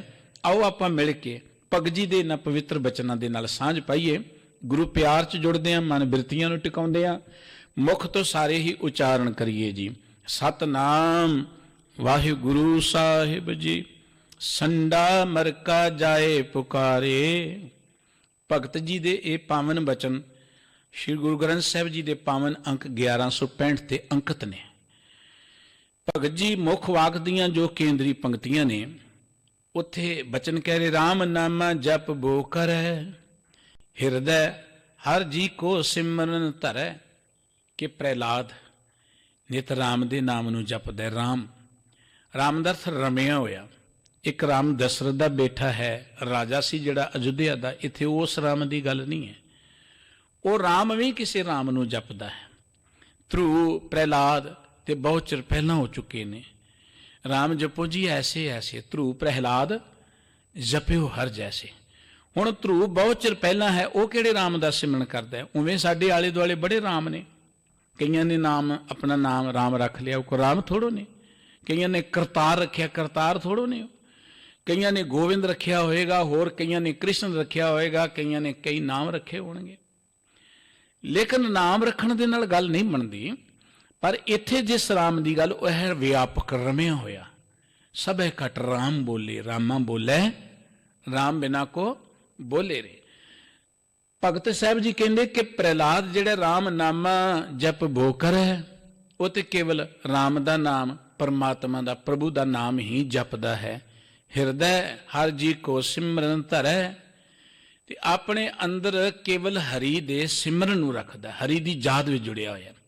ਸਾਰੇ ਸ਼ਬਦ ਦੀ ਜਿਹੜੀ ਧੁਰਾ ਹੈ, ਉਹ ਇਹ ਮੁੱਖ ਵਾਕ ਦੀਆਂ ਪੰਕਤੀਆਂ ਨੇ। ਬਾਕੀ ਪੁਰਾਣਕ ਕਥਾ ਸੁਣਾਈ ਹੋਈ ਹੈ ਭਗਤ ਜੀ ਨੇ। ਭਗਤ ਜੀ ਉਸ ਕਥਾ ਦੀ ਚਰਚਾ ਕਰਦੇ। ਸੰਡਾ ਮਰਕਾ ਜਾਏ ਪੁਕਾਰੇ। ਪ੍ਰਹਿਲਾਦ ਜੋ ਹਰਣਾਕਸ਼ ਦਾ ਪੁੱਤਰ ਹੈ, ਜਿਹਨੂੰ ਪੜ੍ਹਨ ਦੇ ਲਈ ਪਾਠਸ਼ਾਲਾ ਭੇਜਿਆ ਗਿਆ ਹੈ, ਉਹ ਪਾਠਸ਼ਾਲਾ ਵਿੱਚ ਪ੍ਰਹਿਲਾਦ ਆਪ ਰੱਬ ਦੀ ਬੰਦਗੀ ਕਰਦਾ ਹੈ, ਰੱਬ ਦੀ ਚਰਚਾ ਕਰਦਾ ਹੈ, ਹੋਰਨਾਂ ਨਾਲ ਵੀ ਕਰਦਾ ਹੈ। ਤੇ ਉਹਦੇ ਉਸਤਾਦ ਸੰਡਾ ਤੇ ਅਮਰਕਾ, ਇਹ ਦੋ ਉਹਦੇ ਉਸਤਾਦ ਸਨ। ਇਹ ਜਾ ਕੇ ਹਰਣਾਕਸ਼ ਦੇ ਕੋਲ ਪੁਕਾਰ ਕਰਦੇ ਨੇ, ਫਰਿਆਦ ਕਰਦੇ ਨੇ। ਕਿਉਂਕਿ ਤੁਸੀਂ ਦੇਖਦੇ ਹੋ, ਜਦੋਂ ਕੋਈ ਮਨੁੱਖ ਹੰਕਾਰ ਚਾਹੁੰਦਾ, ਉਹਨੂੰ ਕੋਈ ਤਾਕਤ ਮਿਲ ਜਾਏ, ਤੇ ਉਹ ਕੀ ਕਰਦਾ? ਉਹ ਕਹਿੰਦਾ ਕਿ ਐਜੂਕੇਸ਼ਨ ਸਿਸਟਮ ਇਹੋ ਜਿਹਾ ਬਣਾਓ ਕਿ ਮੇਰੀ ਗੱਲ ਚੱਲਣੀ ਚਾਹੀਦੀ ਹੈ। ਐਜੂਕੇਸ਼ਨ ਸਿਸਟਮ ਨੂੰ ਕਾਬੂ 'ਚ ਕਰ ਲੈਂਦਾ। ਜਿਵੇਂ ਅੱਜ ਦੇ ਦੌਰ 'ਚ ਆਪਾਂ ਚੱਲ ਰਹੇ ਹਾਂ। ਅੱਜ ਦੇ ਦੌਰ ਵਿੱਚ ਐਜੂਕੇਸ਼ਨ ਉਹ ਨਹੀਂ ਬੱਚਿਆਂ ਨੂੰ ਦਿੱਤੀ ਜਾਂਦੀ ਜਿਹਦੇ ਰਾਹੀਂ ਕਿ ਉਹ ਚੰਗੇ ਇਨਸਾਨ ਬਣਨ। ਉਹ ਨਹੀਂ ਕਿਸੇ ਵੀ ਇਲਾਕੇ ਦਾ, ਜੋ ਵੀ ਇਲਾਕਾ ਹੈ, ਜਿੱਥੋਂ ਦਾ ਜੋ ਕਲਚਰ ਹੈ, ਜੋ ਉੱਥੋਂ ਦਾ ਸੱਭਿਆਚਾਰ ਹੈ, ਉਹ ਨਹੀਂ ਪੜ੍ਹਾਇਆ ਜਾਂਦਾ। ਉੱਥੇ ਜੋ ਹਾਕਮਾਂ ਦੀ ਮਰਜ਼ੀ ਉਹ ਪੜ੍ਹਾਇਆ ਜਾਂਦਾ ਕਿ ਉਹ ਕਲਚਰ ਜਿਹੜੇ ਬਦਲਣੇ ਚਾਹੀਦੇ ਨੇ। ਤੁਸੀਂ ਦੇਖਦੇ ਆ, ਪੰਜਾਬ ਦਾ ਕਲਚਰ ਪੜ੍ਹਾਇਆ ਹੀ ਨਹੀਂ ਜਾਂਦਾ ਸਕੂਲਾਂ 'ਚ। ਸਾਡਾ ਇਤਿਹਾਸ ਪੜ੍ਹਾਇਆ ਹੀ ਨਹੀਂ ਜਾਂਦਾ, ਕਿਉਂਕਿ ਇੱਕ ਸੋਚ ਉਹ ਐਜੂਕੇਸ਼ਨ ਸਿਸਟਮ 'ਤੇ ਕਾਬਜ਼ ਹੋਈ ਬੈਠੀ ਹੈ, ਜਿਹੜੇ ਹਰ ਤਰ੍ਹਾਂ ਦੇ ਕਲਚਰ ਨੂੰ ਬਦਲ ਕੇ ਆਪਣੀ ਮਰਜ਼ੀ ਦਾ ਇੱਕ ਕਲਚਰ ਕ੍ਰੀਏਟ ਕਰਨਾ ਚਾਹੁੰਦੀ ਹੈ। ਲੋਕਾਂ ਦੀ ਸੋਚ ਨੂੰ ਆਪਣੀ ਮਰਜ਼ੀ ਅਨੁਸਾਰ ਚਲਾਉਣਾ ਚਾਹੁੰਦੀ ਹੈ। ਉੱਥੇ ਉਹੋ ਜਿਹੇ ਲੋਕਾਂ ਦੀਆਂ ਜੀਵਨੀਆਂ ਪੜ੍ਹੀਆਂ ਜਾਣਗੀਆਂ, ਉਹੋ ਜਿਹੀਆਂ ਗੱਲਾਂ ਸੁਣਾਈਆਂ ਜਾਣਗੀਆਂ। ਇਹ ਅੱਜ ਦੀ ਗੱਲ ਨਹੀਂ, ਹਰਣਾਕਸ਼ ਨੇ ਵੀ ਐਜੂਕੇਸ਼ਨ ਸਿਸਟਮ ਨੂੰ ਕਾਬੂ ਕਰ ਲਿਆ। ਜਦੋਂ ਵੀ ਕੋਈ ਤਾਕਤ ਇਹੋ ਜਿਹੀ ਹੁੰਦੀ ਹੈ, ਐਜੂਕੇਸ਼ਨ ਦੇ ਨਾਲ ਨਾਲ ਫਿਰ ਧਾਰਮਿਕ ਤੰਤਰ ਨੂੰ ਕਾਬੂ ਕਰਦੀ ਹੈ।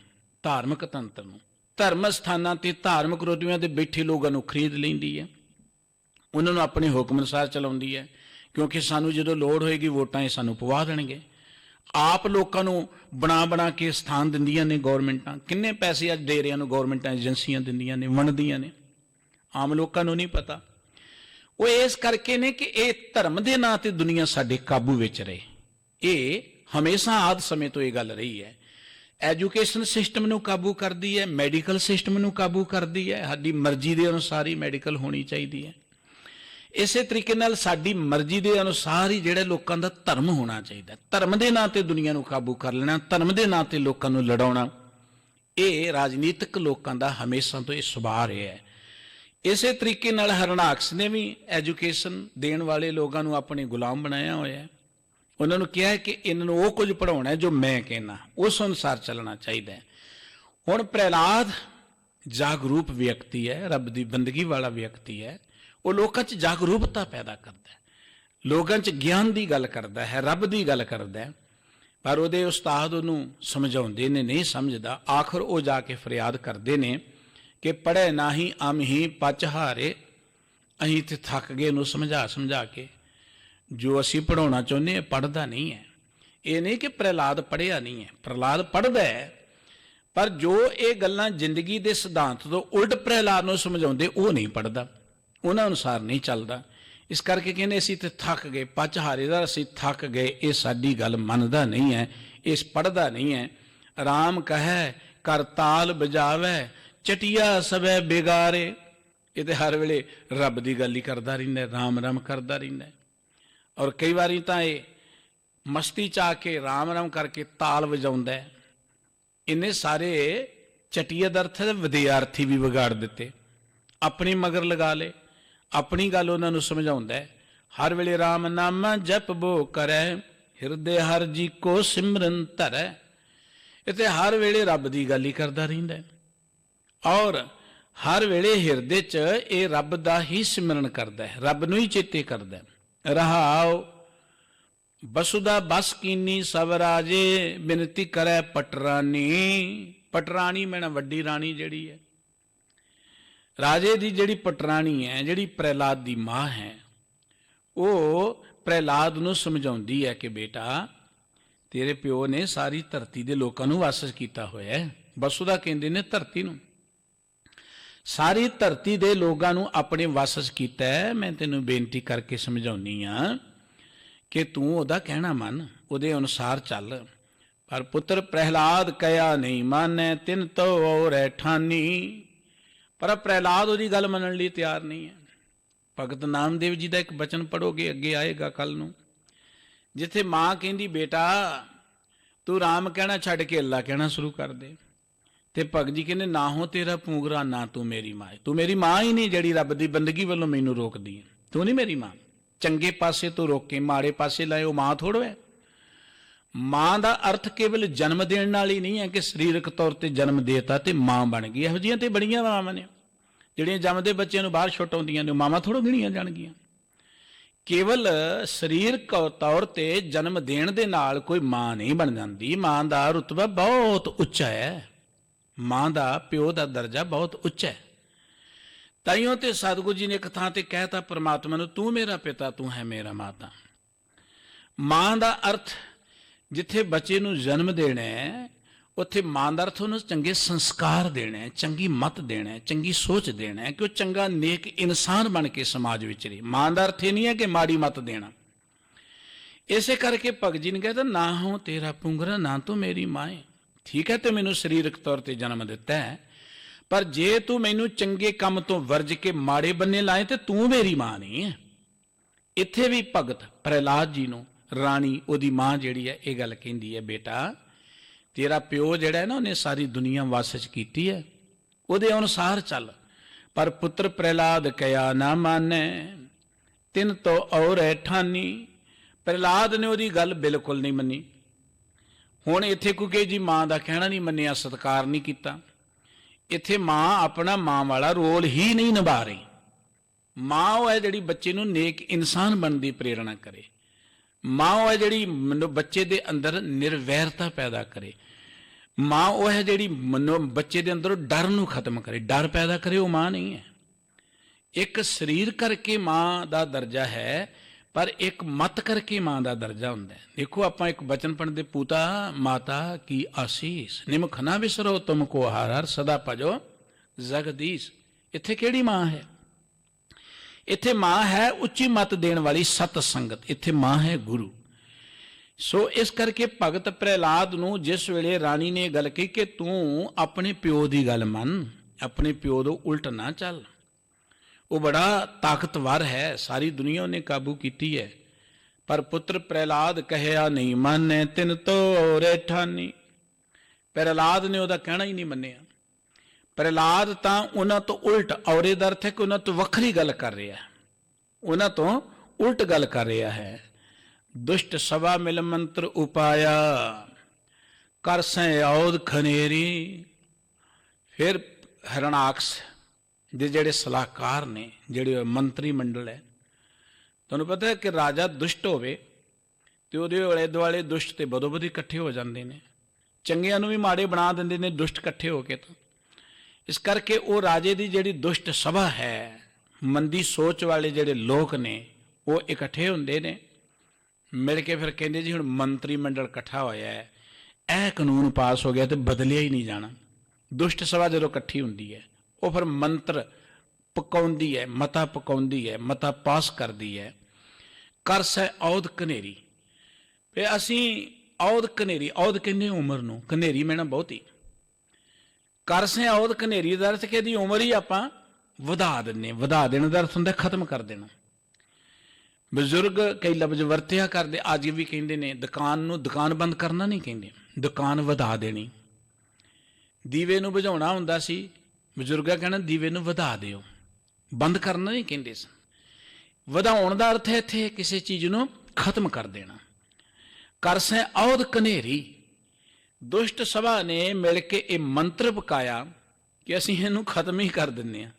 ਔਦ ਮੈਣਾ ਉਮਰ, ਕਨੇਰੀ ਮੈਣਾ ਬਹੁਤੀ ਦਾ ਅਰਥ ਹੈ ਕਿ ਖਤਮ ਕਰ ਦਿੰਦੇ ਹਾਂ, ਕਿ ਇਹਦੀ ਆਪਾਂ ਉਮਰ ਖਤਮ ਕਰ ਦਿੰਦੇ, ਇਹਨੂੰ ਮਾਰ ਦਿੰਦੇ ਹਾਂ। ਗੇਰ ਤਰ ਜਲ ਜਵਾਲਾ ਪੈ ਰਾਖਿਓ। ਹੁਣ ਭਗਤ ਪ੍ਰਹਲਾਦ ਜੀ ਨੂੰ ਜਿਵੇਂ ਪੁਰਾਣਕ ਗਾਥਾ ਹੈ, ਬੜੇ ਕਸ਼ਟ ਦਿੱਤੇ ਗਏ। ਕਹਿੰਦੇ ਪਹਾੜ ਤੋਂ ਸੁੱਟਿਆ ਗਿਆ, ਪਾਣੀ ਦੇ ਵਿੱਚ ਡੋਬਣ ਦਾ ਯਤਨ ਕੀਤਾ ਗਿਆ, ਅੱਗ ਦੇ ਵਿੱਚ ਸਾੜਨ ਦਾ ਯਤਨ ਕੀਤਾ ਗਿਆ।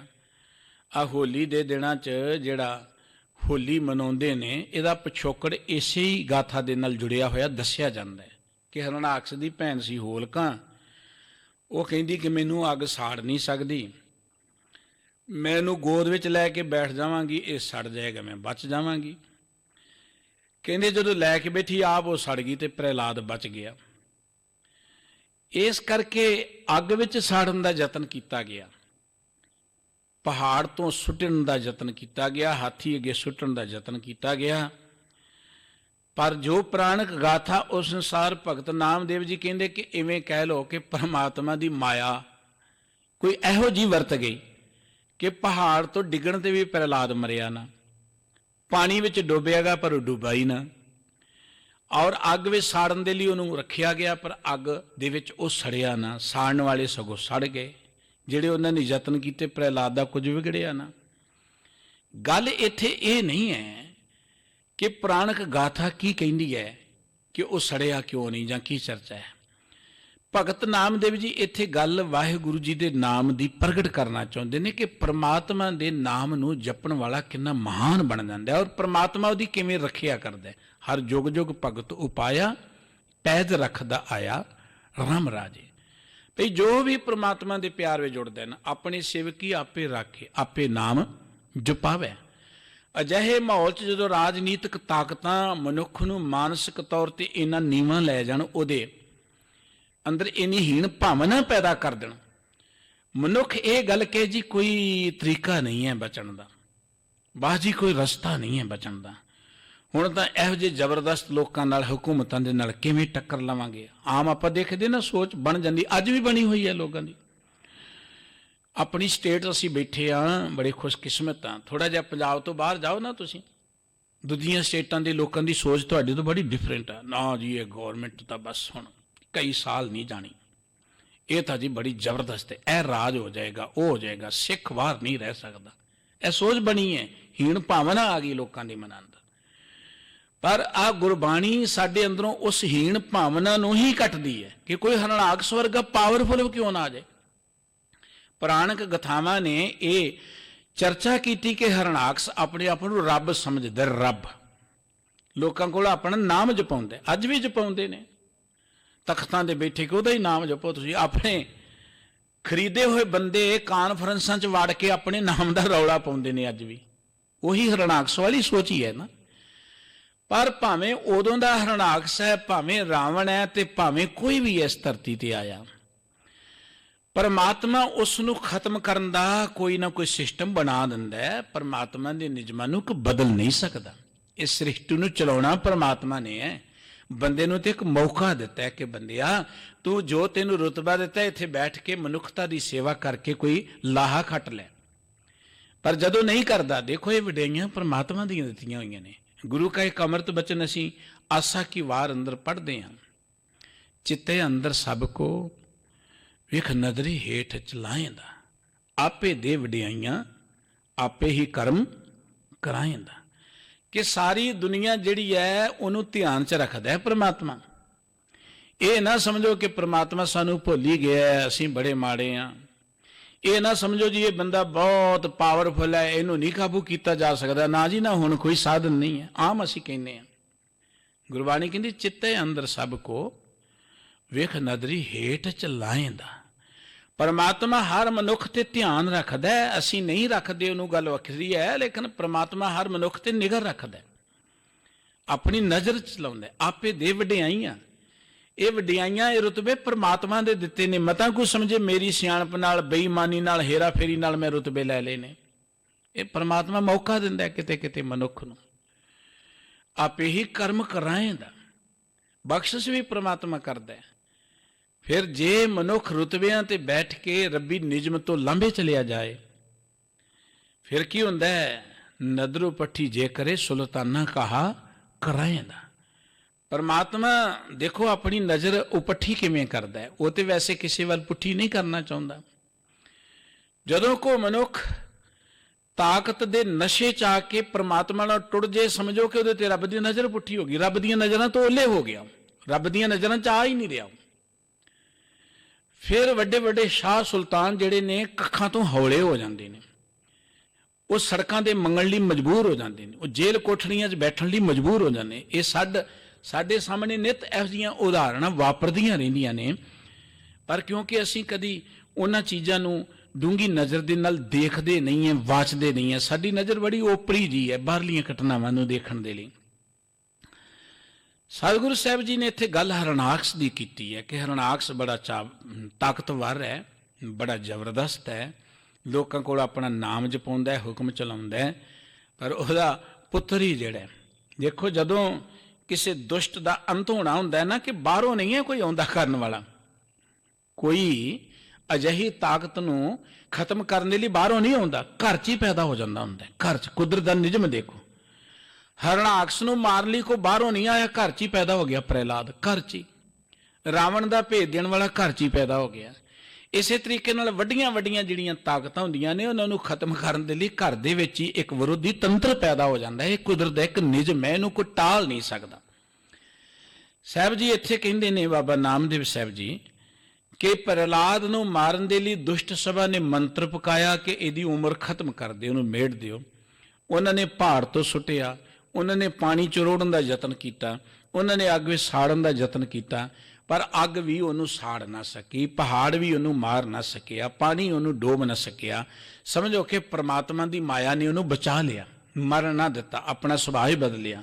काड़ खड़ग काल पह कोप्यो, मोए दोए मोए बतावो जो तोए राखै।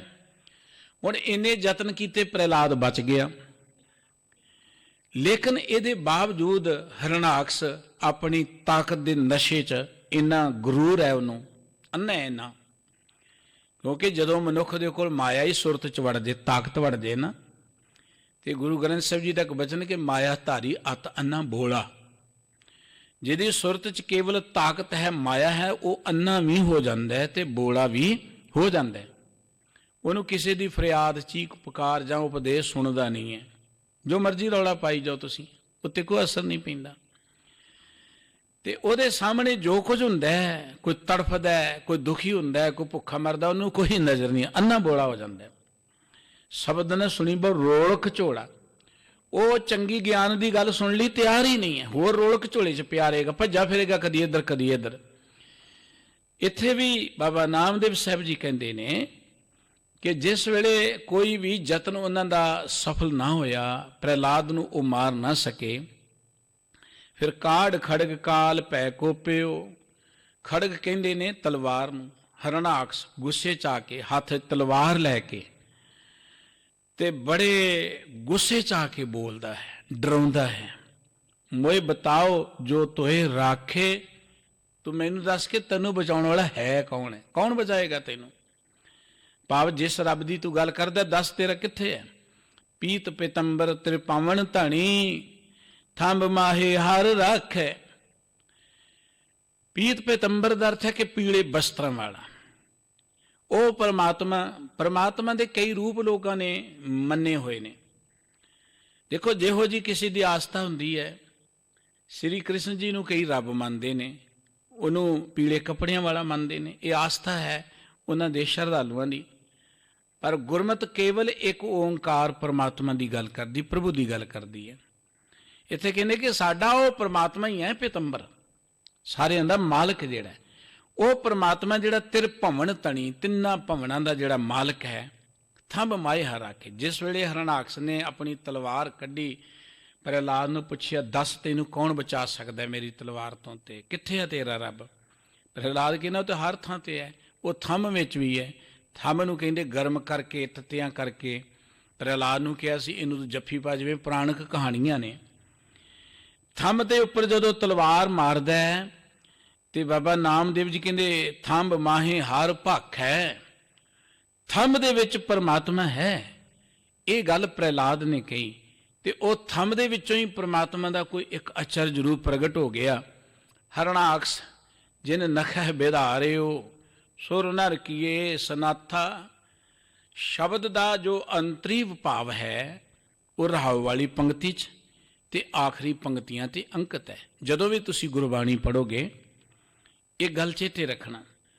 ਆਪਾਂ ਆਸਾ ਦੀ ਵਾਰ ਪੜ੍ਹਦੇ ਹਾਂ, ਆਸਾ ਦੀ ਵਾਰ 'ਚ ਇੱਕ ਥਾਂ ਦੇ ਬਚਨ, ਮੁਸਲਮਾਨਾ ਸਿਵਤ ਸਰੀਅਤ ਪੜ੍ਹ ਪੜ੍ਹ ਕਰਹਿ ਵਿਚਾਰ, ਬੰਦੇ ਸੇ ਜੇ ਭਵੇਚ ਬੰਦੀ ਵੇਖਣ ਕੋ ਦੀਦਾਰ। ਇੱਥੇ ਮੁਸਲਮਾਨ ਮਤ ਦੀ ਗੱਲ ਕੀਤੀ ਹੈ।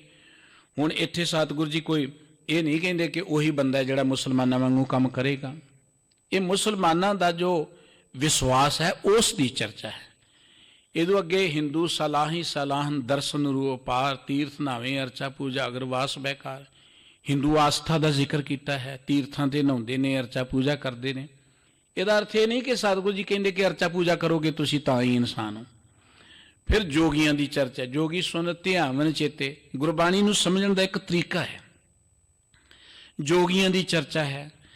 ਫਿਰ ਸਤਿਗੁਰੂ ਜੀ ਨੇ ਦਾਨ ਕਰਨ ਵਾਲਿਆਂ ਦੀ, ਸਤੀਆਂ ਮਨ ਸੰਤੋਖ ਉਪਜੇ ਦੇਣੇ ਕੈ ਵਿਚਾਰ, ਉਹਨਾਂ ਦਾਨੀਆਂ ਦੀ ਚਰਚਾ ਕੀਤੀ ਹੈ। ਇਹ ਤੋਂ ਬਾਅਦ ਚੋਰਾਂ ਜਾਰਾਂ ਤੈ ਕੁੜਿਆਰਾਂ ਖਰਾਬਾਂ ਬੇਕਾਰ, ਚੋਰਾਂ ਦੀ ਗੱਲ ਕੀਤੀ ਹੈ। ਹੋਰ ਅਨੇਕ ਤਰ੍ਹਾਂ ਦੇ ਲੋਕਾਂ ਦੀ ਚਰਚਾ ਕੀਤੀ ਹੈ। ਤੇ ਇਹ ਸਾਰੇ ਤਰ੍ਹਾਂ ਦੇ ਪ੍ਰਾਣੀਆਂ ਦੀ ਗੱਲ ਕਰਕੇ, ਮੁਸਲਮਾਨ ਦੀ, ਹਿੰਦੂ ਦੀ, ਜੋਗੀ ਦੀ, ਦਾਨੀਆਂ ਦੀ, ਚੋਰਾਂ ਦੀ, ਇਹੋ ਜਿਹੇ ਲੋਕਾਂ ਦੀ ਗੱਲ ਕਰਕੇ ਅਖੀਰ ਤੇ ਆਪਣਾ ਸਿਧਾਂਤ ਵਰਤਿਆ, ਨਾਨਕ ਭਗਤਾਂ ਭੁੱਖ ਸਲਾਹਣ ਸੱਚ ਨਾਮ ਆਧਾਰ, ਸਦਾ ਆਨੰਦ ਰਹਿ ਦਿਨ ਰਾਤੀ ਗੁਣਵੰਤਿਆਂ ਪਾਛਾਰ। ਗੱਲ ਭਗਤਾਂ ਦੀ ਕੀਤੀ ਕਿ ਰੱਬ ਦੇ ਭਗਤ ਕੌਣ ਨੇ। ਮੁਸਲਮਾਨਾਂ ਦੀ ਇਹ ਆਸਥਾ ਹੈ, ਹਿੰਦੂਆਂ ਦੀ ਇਹ ਆਸਥਾ ਹੈ, ਜੋਗੀਆਂ ਦੀ ਇਹ ਆਸਥਾ ਹੈ, ਦਾਨ ਕਰਨ ਵਾਲਿਆਂ ਦਾ ਆਪਣਾ ਸੁਭਾਵ ਹੈ। ਪਰ ਰੱਬ ਦਾ ਭਗਤ ਕੌਣ ਹੈ? ਨਾਨਕ ਭਗਤਾਂ ਭੁੱਖ ਸਲਾਹਣ ਸੱਚ ਨਾਮ ਆਧਾਰ, ਸਦਾ ਆਨੰਦ ਰਹਿ ਦਿਨ ਰਾਤੀ ਗੁਣਵੰਤਿਆਂ ਪਾਛਾਰ। ਆਖਰੀ ਪੰਕਤੀਆਂ ਅੰਦਰ ਜੋ ਸ਼ਲੋਕ ਦਾ ਮੁੱਖ ਭਾਵ ਹੈ, ਜੋ ਸਤਿਗੁਰੂ ਜੀ ਸਾਨੂੰ ਉਪਦੇਸ਼ ਦੇਣਾ ਚਾਹੁੰਦੇ, ਉਹ ਅੰਕਿਤ ਹੈ। ਇਸ ਤਰ੍ਹਾਂ ਏਕਾ ਮਾਈ ਜੁਗਤ ਵਿਆਈ ਤਿੰਨ ਚੇਲੇ ਪ੍ਰਵਾਨ, ਇੱਕ ਸੰਸਾਰੀ ਇੱਕ ਭੰਡਾਰੀ ਇੱਕ ਲਾਏ ਦੀ ਬਾਣ। ਇੱਥੇ ਹਿੰਦੂ ਆਸਥਾ ਦਾ ਜ਼ਿਕਰ ਹੈ ਕਿ ਉਹ ਕਹਿੰਦੇ ਕਿ ਇੱਕ ਮਾਂ ਕਿਸ ਤਰੀਕੇ ਨਾਲ ਪ੍ਰਸੂਤ ਹੋਈ, ਉਹਦੇ ਤਿੰਨ ਚੇਲੇ ਪੈਦਾ ਹੋਏ। ਇੱਕ ਧਰਤੀ ਨੂੰ ਬਣਾਉਂਦਾ ਹੈ, ਮਨੁੱਖਤਾ ਨੂੰ ਬਣਾਉਂਦਾ ਹੈ, ਇੱਕ ਰੋਟੀ ਦਿੰਦਾ ਹੈ, ਇੱਕ ਮਾਰਦਾ ਹੈ। ਲੇਕਿਨ ਸਤਿਗੁਰੂ ਜੀ ਨੇ ਅੱਗੇ ਜਾ ਕੇ ਜਿਹੜੀ ਗੱਲ ਕੀ ਹੈ ਉਹ ਵੇਖਿਓ ਨਾ, ਨਜ਼ਰ ਨਾ ਆਵੇ ਬਹੁਤਾ ਇਹ ਵਿਡਾਨ।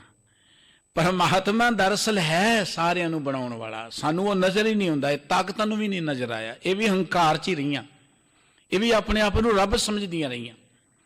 ਸਤਿਗੁਰੂ ਜੀ ਨੇ ਇਸੇ ਕਰਕੇ ਕਿਹਾ ਨਾ, ਈਸ਼ਰ ਬ੍ਰਹਮਾ ਮਹਾਦੇਵ ਤ੍ਰੈ ਗੁਣ ਰੋਗੀ, ਰੋਗੀ ਸਗਲ ਸੰਸਾਰਾ। ਇਹ ਵੀ ਇਸ ਹੰਕਾਰ ਦੇ ਵਿੱਚ ਵਿਚਰਦੇ ਰਹੇ ਕਿ ਮੈਂ ਰੱਬ ਹਾਂ, ਸ਼ਿਵ ਜੀ ਬ੍ਰਹਮਾ ਕਿ ਮੈਂ ਰੱਬ ਹਾਂ, ਇਸ ਹੰਕਾਰ 'ਚ ਵਿਚਰਦੇ ਰਹੇ। ਸਤਿਗੁਰੂ ਜੀ ਨੇ ਇਸੇ ਤਰੀਕੇ ਨਾਲ ਹਰ ਸ਼ਬਦ ਦੇ ਅੰਦਰ ਜੋ ਭਾਵ ਹੈ ਉਹ ਆਖਰੀ ਪੰਕਤੀਆਂ ਤੇ ਰਾਹੋਂ ਦੀਆਂ ਪੰਕਤੀਆਂ 'ਚ ਰੱਖਿਆ। ਬਾਕੀ ਕਹਾਣੀ ਪੁਰਾਣਕ ਉਹੀ ਹੈ, ਇੱਥੇ ਕਹਾਣੀ ਕੀ ਇਹਦੇ ਤੇ ਸਾਨੂੰ ਚਰਚਾ ਕਰਨ ਦੀ ਲੋੜ ਨਹੀਂ ਹੈ।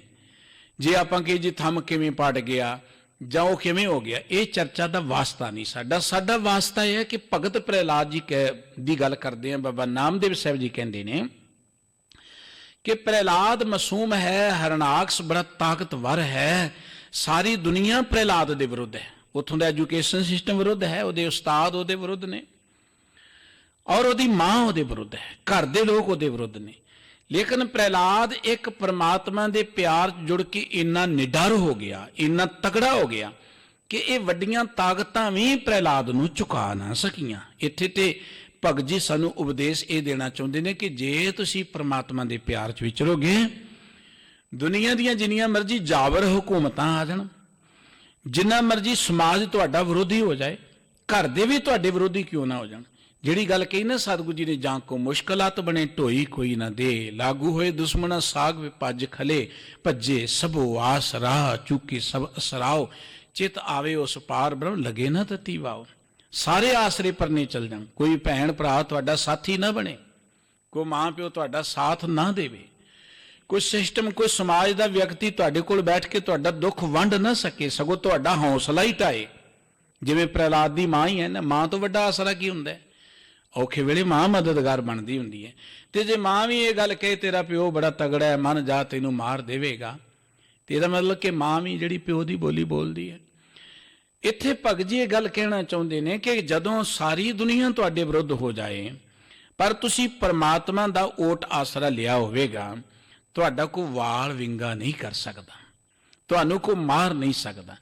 ਇੱਥੇ ਕਹਿ ਰਹੇ ਨੇ ਕਿ ਜਿਸ ਵੇਲੇ ਪ੍ਰਹਿਲਾਦ ਨੂੰ ਡਰਾਉਣ ਦਾ ਯਤਨ ਕੀਤਾ, ਫਿਰ ਹਰਨਾਕਸ਼ ਜਿਹਨੇ ਨਖਾ ਹੈ ਬੇਦਾਰਿਓ ਸੁਰ ਨਰ ਕੀਏ ਸਨਾਥਾ। ਭਗਤ ਨਾਮਦੇਵ ਸਾਹਿਬ ਜੀ ਕਹਿੰਦੇ, ਦੁਨੀਆ ਦੇ ਲੋਕੋ ਦੇਖੋ, ਪ੍ਰਹਿਲਾਦ ਮਾਸੂਮ ਹੈ, ਹਰਨਾਕਸ਼ ਬੜਾ ਤਾਕਤਵਰ ਹੈ, ਪ੍ਰਹਿਲਾਦ ਦੇ ਵਿਰੁੱਧ ਸਾਰੀ ਦੁਨੀਆ ਹੈ, ਪ੍ਰਹਿਲਾਦ ਇਕੱਲਾ ਹੈ। ਲੇਕਿਨ ਪ੍ਰਹਿਲਾਦ ਹਰ ਵੇਲੇ ਪ੍ਰਮਾਤਮਾ ਨੂੰ ਆਪਣੇ ਹਿਰਦੇ 'ਚ ਰੱਖਦਾ ਹੈ। ਉਸ ਪਰਮਾਤਮਾ ਨੇ ਪ੍ਰਹਿਲਾਦ ਦੀ ਰੱਖਿਆ ਕਰਨ ਦੇ ਲਈ ਹਰਨਾਕਸ਼ ਜਿਹਨ ਨਖੇ ਬਦਾਰ, ਨਖੇ ਕਹਿੰਦੇ ਨਹੁੰਆਂ ਨੂੰ। ਜਿਵੇਂ ਪੁਰਾਣਕ ਕਥਾ ਹੈ ਕਿ ਉਹ ਜੋ ਨਰਸਿੰਘ ਰੂਪ ਪ੍ਰਗਟ ਹੋਇਆ, ਉਹਦਾ ਜਿਹੜਾ ਸਰੀਰ ਜਿਹੜਾ ਸ਼ੇਰ ਵਰਗਾ ਹੈ, ਮੂੰਹ ਜਿਹੜਾ ਮਨੁੱਖ ਵਰਗਾ, ਨਾਰਸਿੰਘ। ਦਰਅਸਲ ਇਹ ਗੱਲਾਂ ਬੜੀਆਂ ਪ੍ਰਤੀਕ ਨੇ। ਅਸੀਂ ਕਈ ਤਸਵੀਰਾਂ ਦੇਖਦੇ ਹਾਂ, ਤਸਵੀਰਾਂ ਬਹੁਤ ਵੱਡਾ ਉਪਦੇਸ਼ ਦਿੰਦੀਆਂ ਹੁੰਦੀਆਂ ਨੇ, ਪਰ ਉਹਨੂੰ ਸਮਝਦੇ ਨਹੀਂ ਆਪਾਂ। ਇਹ ਗੱਲ ਤੇ ਇਸ ਗੱਲ ਦੀ ਪ੍ਰਤੀਕ ਹੈ ਕਿ ਕੋਈ ਮਨੁੱਖ ਜਿਹਦੇ ਅੰਦਰ ਹੌਸਲਾ ਸ਼ੇਰ ਵਰਗਾ, ਹੌਸਲਾ ਸ਼ੇਰ ਵਰਗਾ, ਨਰਸਿੰਘ। ਕਲਗੀਧਰ ਪਾਤਸ਼ਾਹ ਜੀ ਨੇ ਕਿਹਾ ਮੈਂ ਸਿੰਘ ਬਣਾਉਣੇ ਆ, ਸਿੰਘ। ਹਰ ਮਨੁੱਖ ਨੂੰ ਸਿੰਘ ਦਾ ਦਰਜਾ ਦਿੱਤਾ, ਸਿੰਘ ਕਹਿੰਦੇ ਨੇ ਸ਼ੇਰ ਨੂੰ। ਹੁਣ ਜਦੋਂ ਸਿੰਘ ਦੀ ਗੱਲ ਹੈ, ਇੱਥੇ ਗੱਲ ਸ਼ੇਰ ਵਰਗੇ ਹੌਸਲੇ ਦੀ ਹੈ। ਸ਼ੇਰ ਵਰਗਾ ਹੌਸਲਾ, ਜਿਹਦਾ ਸ਼ੇਰ ਵਰਗਾ ਹੌਸਲਾ ਹੋਏ, ਜਿਹੜਾ ਆਤਮਿਕ ਤੌਰ ਤੇ ਅੰਗੋ ਸ਼ੇਰ ਵਾਂਗੂ ਗਰਜੇ, ਉਹਨੂੰ ਸਿੰਘ ਕਿਹਾ ਜਾਂਦਾ ਹੈ। ਬਾਬਾ ਨਾਨਕ ਜੀ ਦੀ ਵਡਿਆਈ ਕਰਦੇ ਆ। ਭਾਈ ਗੁਰਦਾਸ ਜੀ ਨੇ ਕਿਹਾ ਨਾ, ਜਿਵੇਂ ਸਿੰਘ ਬੁੱਕੇ ਮਿਰਗਾਵਲੀ ਭੰਨੀ ਜਾਏ ਨਾ, ਧੀਰ ਧਰੋਵਾ ਜਿਉਂ ਕਰ ਸੂਰਜ ਨਿਕਲਿਆ ਤਾਰੇ ਛਪੇ ਅੰਧੇਰ ਪਲੋਵਾ। ਜਿਵੇਂ ਸੂਰਜ ਚਾਨਣ ਕਰਦਾ, ਬਾਬਾ ਨਾਨਕ ਜੀ ਸੂਰਜ ਵਾਂਗੂ ਚਾਨਣ, ਇੱਥੇ ਚਾਨਣ ਦੀ ਗੱਲ ਹੈ। ਜਿਵੇਂ ਸ਼ੇਰ ਬੁੱਕਦੇ ਨੇ ਜੰਗਲ ਵਿੱਚ, ਬਾਬਾ ਨਾਨਕ ਜੀ ਸਿੰਘ ਵੰਜੂ ਵਾਂਗੂ ਗਰਜੇ ਇਸ ਧਰਤੀ ਤੇ ਆ ਕੇ, ਔਰ ਉਹਨਾਂ ਦੇ ਸਾਹਮਣੇ ਆ ਪਖੰਡੀਆਂ ਦੀਆਂ ਭਾਜੜਾਂ ਪੈ ਗਈਆਂ, ਦੌੜ ਗਏ। ਇਹ ਜਿਹੜੇ ਪਖੰਡ ਦੇ ਅੱਡੇ ਉੱਡਣੇ ਸ਼ੁਰੂ ਹੋ ਗਏ। ਇੱਥੇ ਜਦੋਂ ਨਰਸਿੰਘ ਲਫ਼ਜ਼ ਵਰਤੇ ਨੇ, ਉਹ ਬੜੀ ਭਾਵਪੂਰਤ ਗੱਲ ਹੈ। ਅਸੀਂ ਕਥਾ ਦੀ ਜਿਹੜੀ ਅੰਤਰੀ ਭਾਵ ਹੈ ਉਹਦੇ ਤੱਕ ਆਪਣੀ ਸੋਚ ਨੂੰ ਨਹੀਂ ਪਹੁੰਚਾਉਂਦੇ, ਤੇ ਅਸੀਂ ਬਾਹਰਲੀਆਂ ਚਰਚਾਵਾਂ ਦੇ ਵਿੱਚ ਉਲਝ ਜਾਂਦੇ। ਕਈ ਵਾਰੀ ਕੋਈ ਇਹਨਾਂ ਚੀਜ਼ਾਂ ਦਾ ਖੰਡਨ ਕਰਦਾ ਹੈ, ਕਿਵੇਂ ਹੋ ਸਕਦਾ ਸ਼ੇਰ ਦਾ ਮੂੰਹ ਹੋਏ, ਸਰੀਰ ਹੋਏ, ਇਹ ਜੀ ਗੈਰ ਕੁਦਰਤੀ ਗੱਲਾਂ ਨੇ। ਆਮ ਅਸੀਂ ਦੇਖਦੇ ਚੁੱਝ ਚਰਚਾ ਜਿਹੜੀ ਚੱਲਦੀ ਰਹਿੰਦੀ ਹੈ। ਪਰ ਗੱਲ ਇੱਥੇ ਇਹ ਹੈ ਕਿ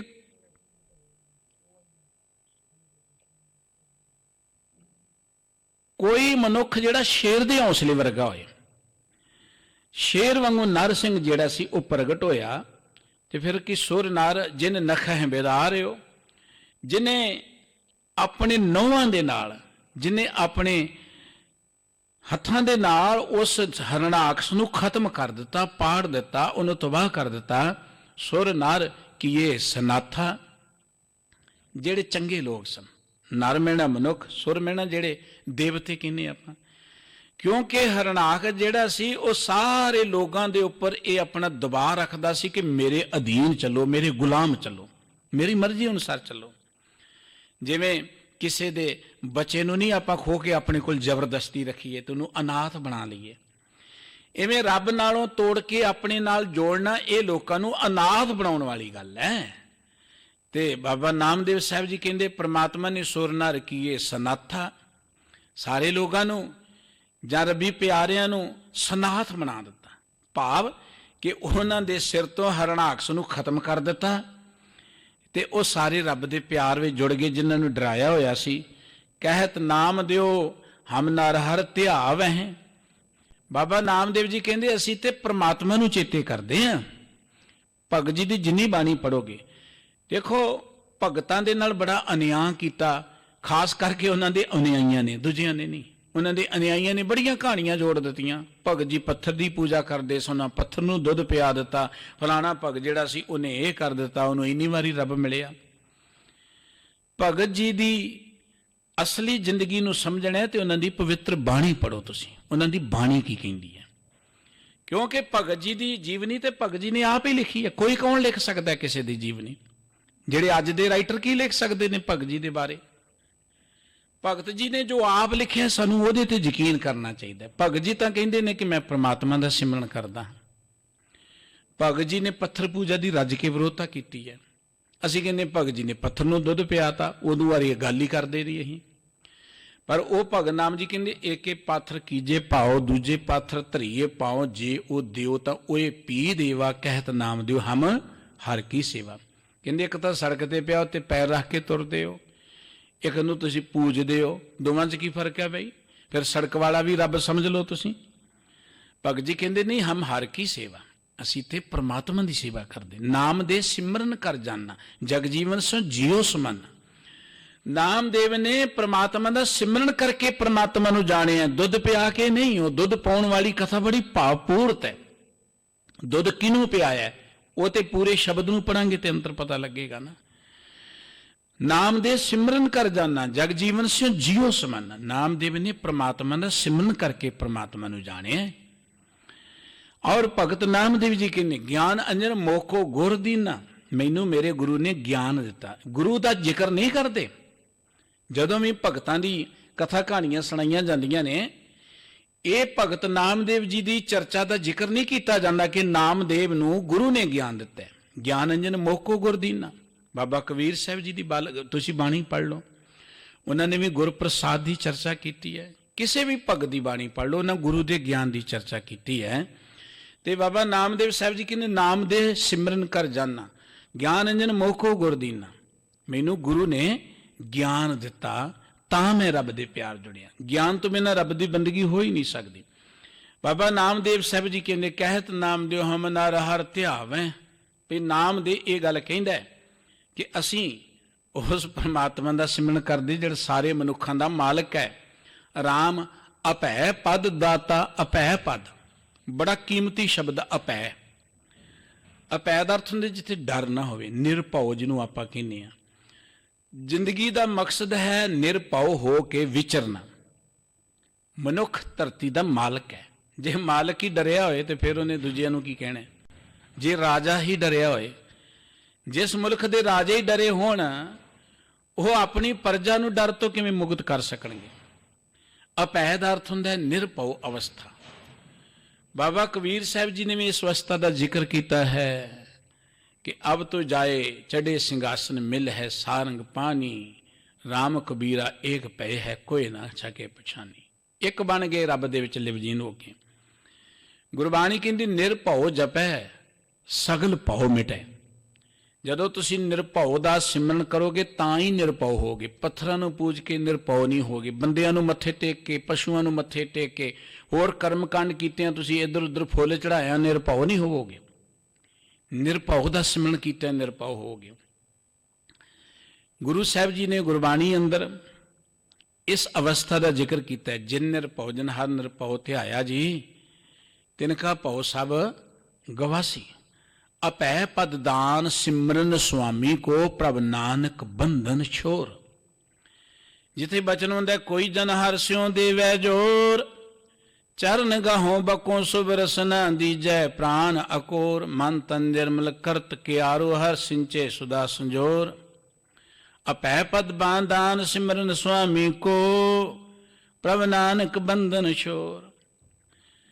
ਕਿ ਵਾਹਿਗੁਰੂ ਜੀ ਦਾ ਜੋ ਸਿਮਰਨ ਹੈ ਨਾ, ਵਾਹਿਗੁਰੂ ਜੀ ਦਾ ਸਿਮਰਨ ਅਪੈ ਪਦ, ਉਹ ਤੁਹਾਨੂੰ ਅਪੈ ਪਦਵੀ ਦੇਣ ਵਾਲਾ ਹੈ। ਅਪੈ ਦਰ, ਜਿੱਥੇ ਕੋਈ ਡਰ ਨਾ ਹੋਵੇ, ਕੋਈ ਡਰ ਨਾ ਹੋਵੇ।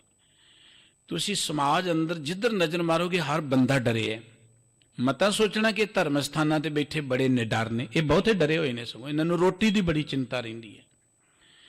ਧਰਮ ਸਥਾਨਾਂ ਤੇ ਬੈਠੇ ਤੁਸੀਂ ਦੇਖੋ ਸਿਕਿਉਰਿਟੀ ਲਈ ਫਿਰਦੇ ਨੇ, ਉਹ ਬੜੇ ਡਰੇ ਹੋਏ ਨੇ। ਜਿਹੜੇ ਕਹਿੰਦੇ ਜੀ ਮੌਤ ਜਿਹੜੀ ਹੈ ਡਰਨਾ ਨਹੀਂ ਚਾਹੀਦਾ, ਭਾਣੇ ਨੂੰ ਮੰਨਣਾ ਚਾਹੀਦਾ, ਉਹ ਨਾਲ ਗਨਮੈਨ ਲਈ ਫਿਰਦੇ ਨੇ, ਉਹ ਵੀ ਡਰੇ ਹੋਏ ਨੇ।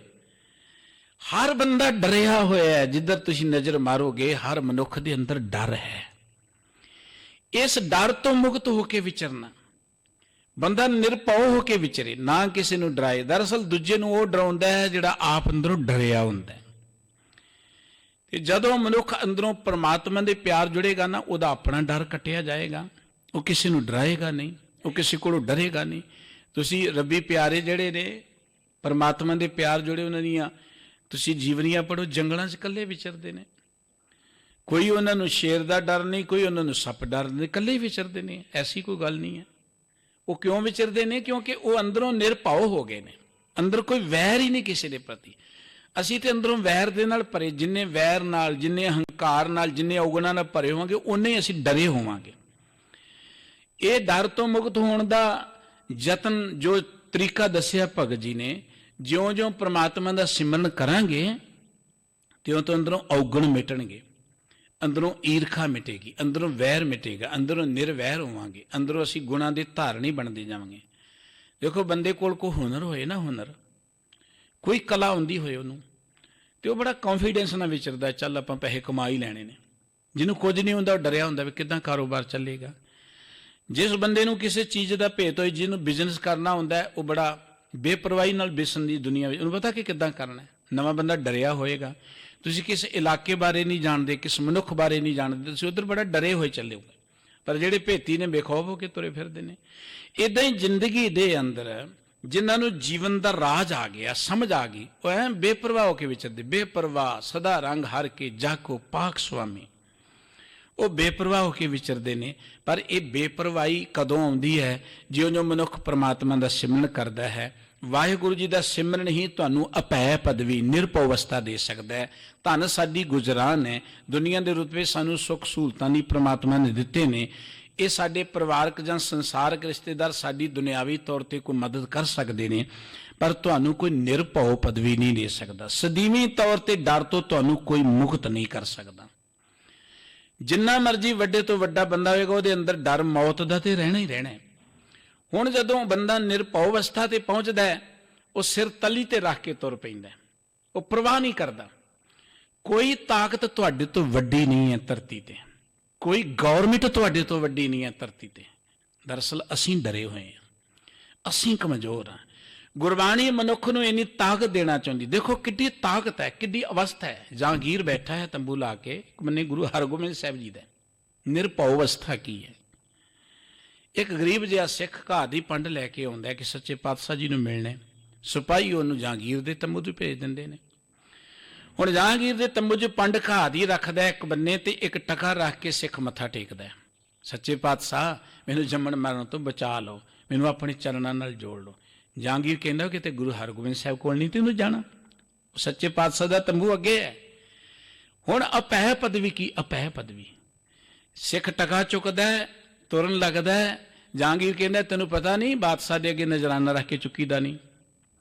ਤੇ ਸਿੱਖ ਕਹਿੰਦਾ ਜਿਹੜਾ ਬਾਦਸ਼ਾਹ ਆਪਣੀ ਰਿਆਇਆ ਦੀ ਮੰਗ ਹੀ ਨਹੀਂ ਪੂਰੀ ਕਰ ਸਕਦਾ ਉਹ ਤੇ ਨਜ਼ਰਾਨੇ ਦਾ ਹੱਕਦਾਰ ਨਹੀਂ ਹੈ। ਇਹ ਅਪੈ ਪਦਵੀ। ਹੁਣ ਸਾਡੀ ਹਾਲਤ ਸੁਣ ਲਓ, ਕਿਤੇ ਪ੍ਰਧਾਨ ਮੰਤਰੀ ਗੁਰਦੁਆਰੇ ਮੱਥਾ ਟੇਕਣ ਆ ਜੇ ਸਾਡੇ ਗ੍ਰੰਥੀ ਸੈਲਫੀਆਂ ਲਈ ਚਲੇ ਜਾਂਦੇ ਨੇ, ਉਹ ਸੋਚਦੇ ਇਹੀ ਰੱਬ ਹੈ। ਇਹ ਸਾਡੀ ਡਿੱਗੀ ਮਾਨਸਿਕਤਾ ਹੈ। ਗੁਰੂ ਕੋਲ ਰਹਿ ਕੇ ਵੀ ਅਸੀਂ ਦੂਜਿਆਂ ਦੀ ਖੁਸ਼ਾਮਦ ਕਰਨ ਦੇ ਵਿੱਚ ਆਪਣੀ ਵਡਿਆਈ ਸਮਝਦੇ ਹਾਂ। ਅਪੈ ਪਦਵੀਦਰ ਜਿੱਥੇ ਨਿਰਭਉ ਹੋ ਜਾਏ, ਚਾਹੀਦਾ ਤਾਂ ਇਹ ਸੀ ਕਿ ਉਸ ਵਿਅਕਤੀ ਨੂੰ ਜਣਾਇਆ ਜਾਂਦਾ ਜਿਹੜਾ ਕਹਿੰਦਾ ਇੱਥੋਂ ਦਾ ਇਤਿਹਾਸ ਕੀ ਹੈ, ਜਿਹਨੂੰ ਗੁਰਦੁਆਰਾ ਰਕਾਬਗੰਜ ਸਾਹਿਬ ਦੇ ਨੇੜੇ ਰਹਿ ਕੇ ਉੱਥੋਂ ਦੇ ਇਤਿਹਾਸ ਦਾ ਨਹੀਂ ਪਤਾ, ਪੁੱਛੇ ਕਿ ਇੱਥੋਂ ਦਾ ਇਤਿਹਾਸ ਕੀ। ਚਾਹੀਦਾ ਤੇ ਕਹਿਣਾ ਇਹ ਸੀ ਵੀ ਤੂੰ ਪ੍ਰਧਾਨ ਮੰਤਰੀ ਕਾਹਦੇ, ਤੈਨੂੰ ਪਤਾ ਹੀ ਨਹੀਂ ਉਸ ਗੁਰੂ ਤੇਗ ਬਹਾਦਰ ਸਾਹਿਬ ਜੀ ਦੇ ਇਤਿਹਾਸ ਦਾ, ਸਥਾਨ ਦਾ, ਜਿਨੇ ਤਿਲਕ ਜੰਜੂ ਰਾਖਾ ਪ੍ਰਭ ਤਾਕਾ ਕੀਨੋ ਬੜੋ ਕਲੂ ਮੈਂ ਸਾਕਾ। ਕਹਿਣਾ ਤਾਂ ਇਹ ਚਾਹੀਦੀ, ਪਰ ਸਿਰਫ ਸੈਲਫੀਆਂ ਲੈਣੀਆਂ ਸ਼ੁਰੂ ਕਰ ਦਿੰਦੇ ਨੇ। ਇਹ ਇੱਕ ਡਰੀ ਹੋਈ ਅਵਸਥਾ ਹੈ, ਇਹ ਹੈ ਚਾਪਲੂਸਾਂ ਵਾਲੀ ਅਵਸਥਾ। ਬਾਬਾ ਕਬੀਰ ਨਾਮਦੇਵ ਸਾਹਿਬ ਜੀ ਕਹਿੰਦੇ, ਦੁਨੀਆ ਦੇ ਲੋਕੋ, ਜੇ ਤੁਸੀਂ ਪ੍ਰਮਾਤਮਾ ਦੇ ਪਿਆਰ ਵਿੱਚ ਜੁੜੋਗੇ, ਰਾਮ ਅਪੈ ਪਦ ਦਾਤਾ, ਉਹ ਤੁਹਾਨੂੰ ਅਪੈ ਪਦਵੀ ਦੇਵੇਗਾ। ਨਿਰਭਉ ਅਵਸਥਾ, ਜਿੱਥੇ ਜਾ ਕੇ ਤੁਹਾਨੂੰ ਰੋਟੀ ਦੀ ਚਿੰਤਾ ਨਹੀਂ ਰਹੇਗੀ, ਮੌਤ ਦੀ ਚਿੰਤਾ ਨਹੀਂ ਰਹੇਗੀ। ਭਾਵੇਂ ਸਾਰਾ ਰਾਜਨੀਤਿਕ ਤੰਤਰ ਤੁਹਾਡੇ ਵਿਰੁੱਧ ਹੋ ਜਾਏ, ਹਰਨਾਕਸ਼ ਵਰਗਾ ਕੋਈ ਪਾਵਰਫੁਲ ਹੋਏ, ਭਾਵੇਂ ਸਾਰਾ ਐਜੂਕੇਸ਼ਨ ਸਿਸਟਮ ਤੁਹਾਡੇ ਵਿਰੁੱਧ ਹੋ ਜਾਏ, ਸੰਡੇ ਮਰਕੇ ਵਰਗਾ ਹੋਏ, ਭਾਵੇਂ ਤੁਹਾਡਾ ਸਾਰਾ ਪਰਿਵਾਰ ਵੀ ਕਿਉਂ ਨਾ ਤੁਹਾਡੀ ਵਿਰੋਧਤਾ ਕਰੇ, ਮਾਂ ਤੱਕ ਵੀ ਤੁਹਾਡੀ ਵਿਰੋਧਤਾ ਕਿਉਂ ਨਾ ਕਰੇ, ਪਰ ਜੇ ਤੁਸੀਂ ਉਸ ਪ੍ਰਮਾਤਮਾ ਨੂੰ ਆਪਣੀ ਸੁਰਤ ਵਿੱਚ ਵਸਾ ਲਓਗੇ, ਪ੍ਰਮਾਤਮਾ ਤੁਹਾਨੂੰ ਅਜਿਹੀ ਨਿਰਭਉ ਅਵਸਥਾ ਦੇਵੇਗਾ ਕਿ ਕੋਈ ਤਾਕਤ ਤੁਹਾਨੂੰ ਖਤਮ ਨਹੀਂ ਕਰ ਸਕੇਗੀ। ਸ਼ਬਦ ਦਾ ਭਾਵ ਇਹ ਹੈ ਕਿ ਸੱਚ ਬੋਲਣ ਵਾਲਾ ਭਾਵੇਂ ਪ੍ਰਹਿਲਾਦ ਵਾਂਗੂ ਮਾਸੂਮ ਕਿਉਂ ਨਾ ਹੋਵੇ, ਇਕੱਲਾ ਕਿਉਂ ਨਾ ਹੋਵੇ, ਔਰ ਵਿਰੋਧੀ ਭਾਵੇਂ ਸਾਰੇ ਜਿੰਨੇ ਮਰਜ਼ੀ ਜ਼ਬਰਦਸਤ ਤੇ ਤਗੜੇ ਹੋਣ, ਪਰ ਜੇ ਸੱਚ ਦੇ ਮਾਰਗ ਤੇ ਕੋਈ ਮਨੁੱਖ ਚੱਲਦਾ ਹੈ ਨਾ, ਪਰਮਾਤਮਾ ਨੂੰ ਆਂਚ ਨਹੀਂ ਆਉਣ ਦਿੰਦਾ। ਹਰ ਜੁਗ ਜੁਗ ਭਗਤੋ ਪਾਇਆ, ਪੈਜ ਰੱਖਦਾ ਆਇਆ, ਰਾਮ ਰਾਜੇ ਹਰਨਾਕਸ਼ ਦੁਸ਼ਟ ਹਰ ਮਾਰਿਆ, ਪ੍ਰਹਿਲਾਦ ਤਰਾਇਆ, ਅਹੰਕਾਰੀਆਂ ਨਿੰਦਕਾਂ ਪਿੱਠ ਦੇ, ਨਾਮ ਦਿਓ ਮੁਖ ਲਾਇਆ, ਜਨ ਨਾਨਕ ਐਸਰ ਸੇਵਿਆ, ਅੰਤ ਲੈ ਛਡਾਇਆ। ਇੰਨੀਆਂ ਬੇਨਤੀਆਂ ਪ੍ਰਵਾਨ ਕਰਨੀਆਂ ਜੀ। ਪਰ ਚੁੱਕਦੀ ਖਿਮਾ ਸਤਿਗੁਰੂ ਸਾਰਿਆਂ ਨੂੰ ਆਪਣੇ ਦਰੋਂ ਕਰੋ ਨਾਮ ਬਾਣੀ ਦਾ ਪਿਆਰ ਬਖਸ਼ਿਸ਼ ਕਰਨ, ਆਪਣੀ ਚੰਦ ਕਮਲਾਂ ਦੀ ਪ੍ਰੀਤ ਬਖਸ਼ਣ ਜੀ। ਪਿਆਰ ਸਹਿਤ ਬੁਲਾਓ। ਵਾਹਿਗੁਰੂ ਜੀ ਕਾ ਖਾਲਸਾ, ਵਾਹਿਗੁਰੂ ਜੀ ਕੀ ਫਤਿਹ।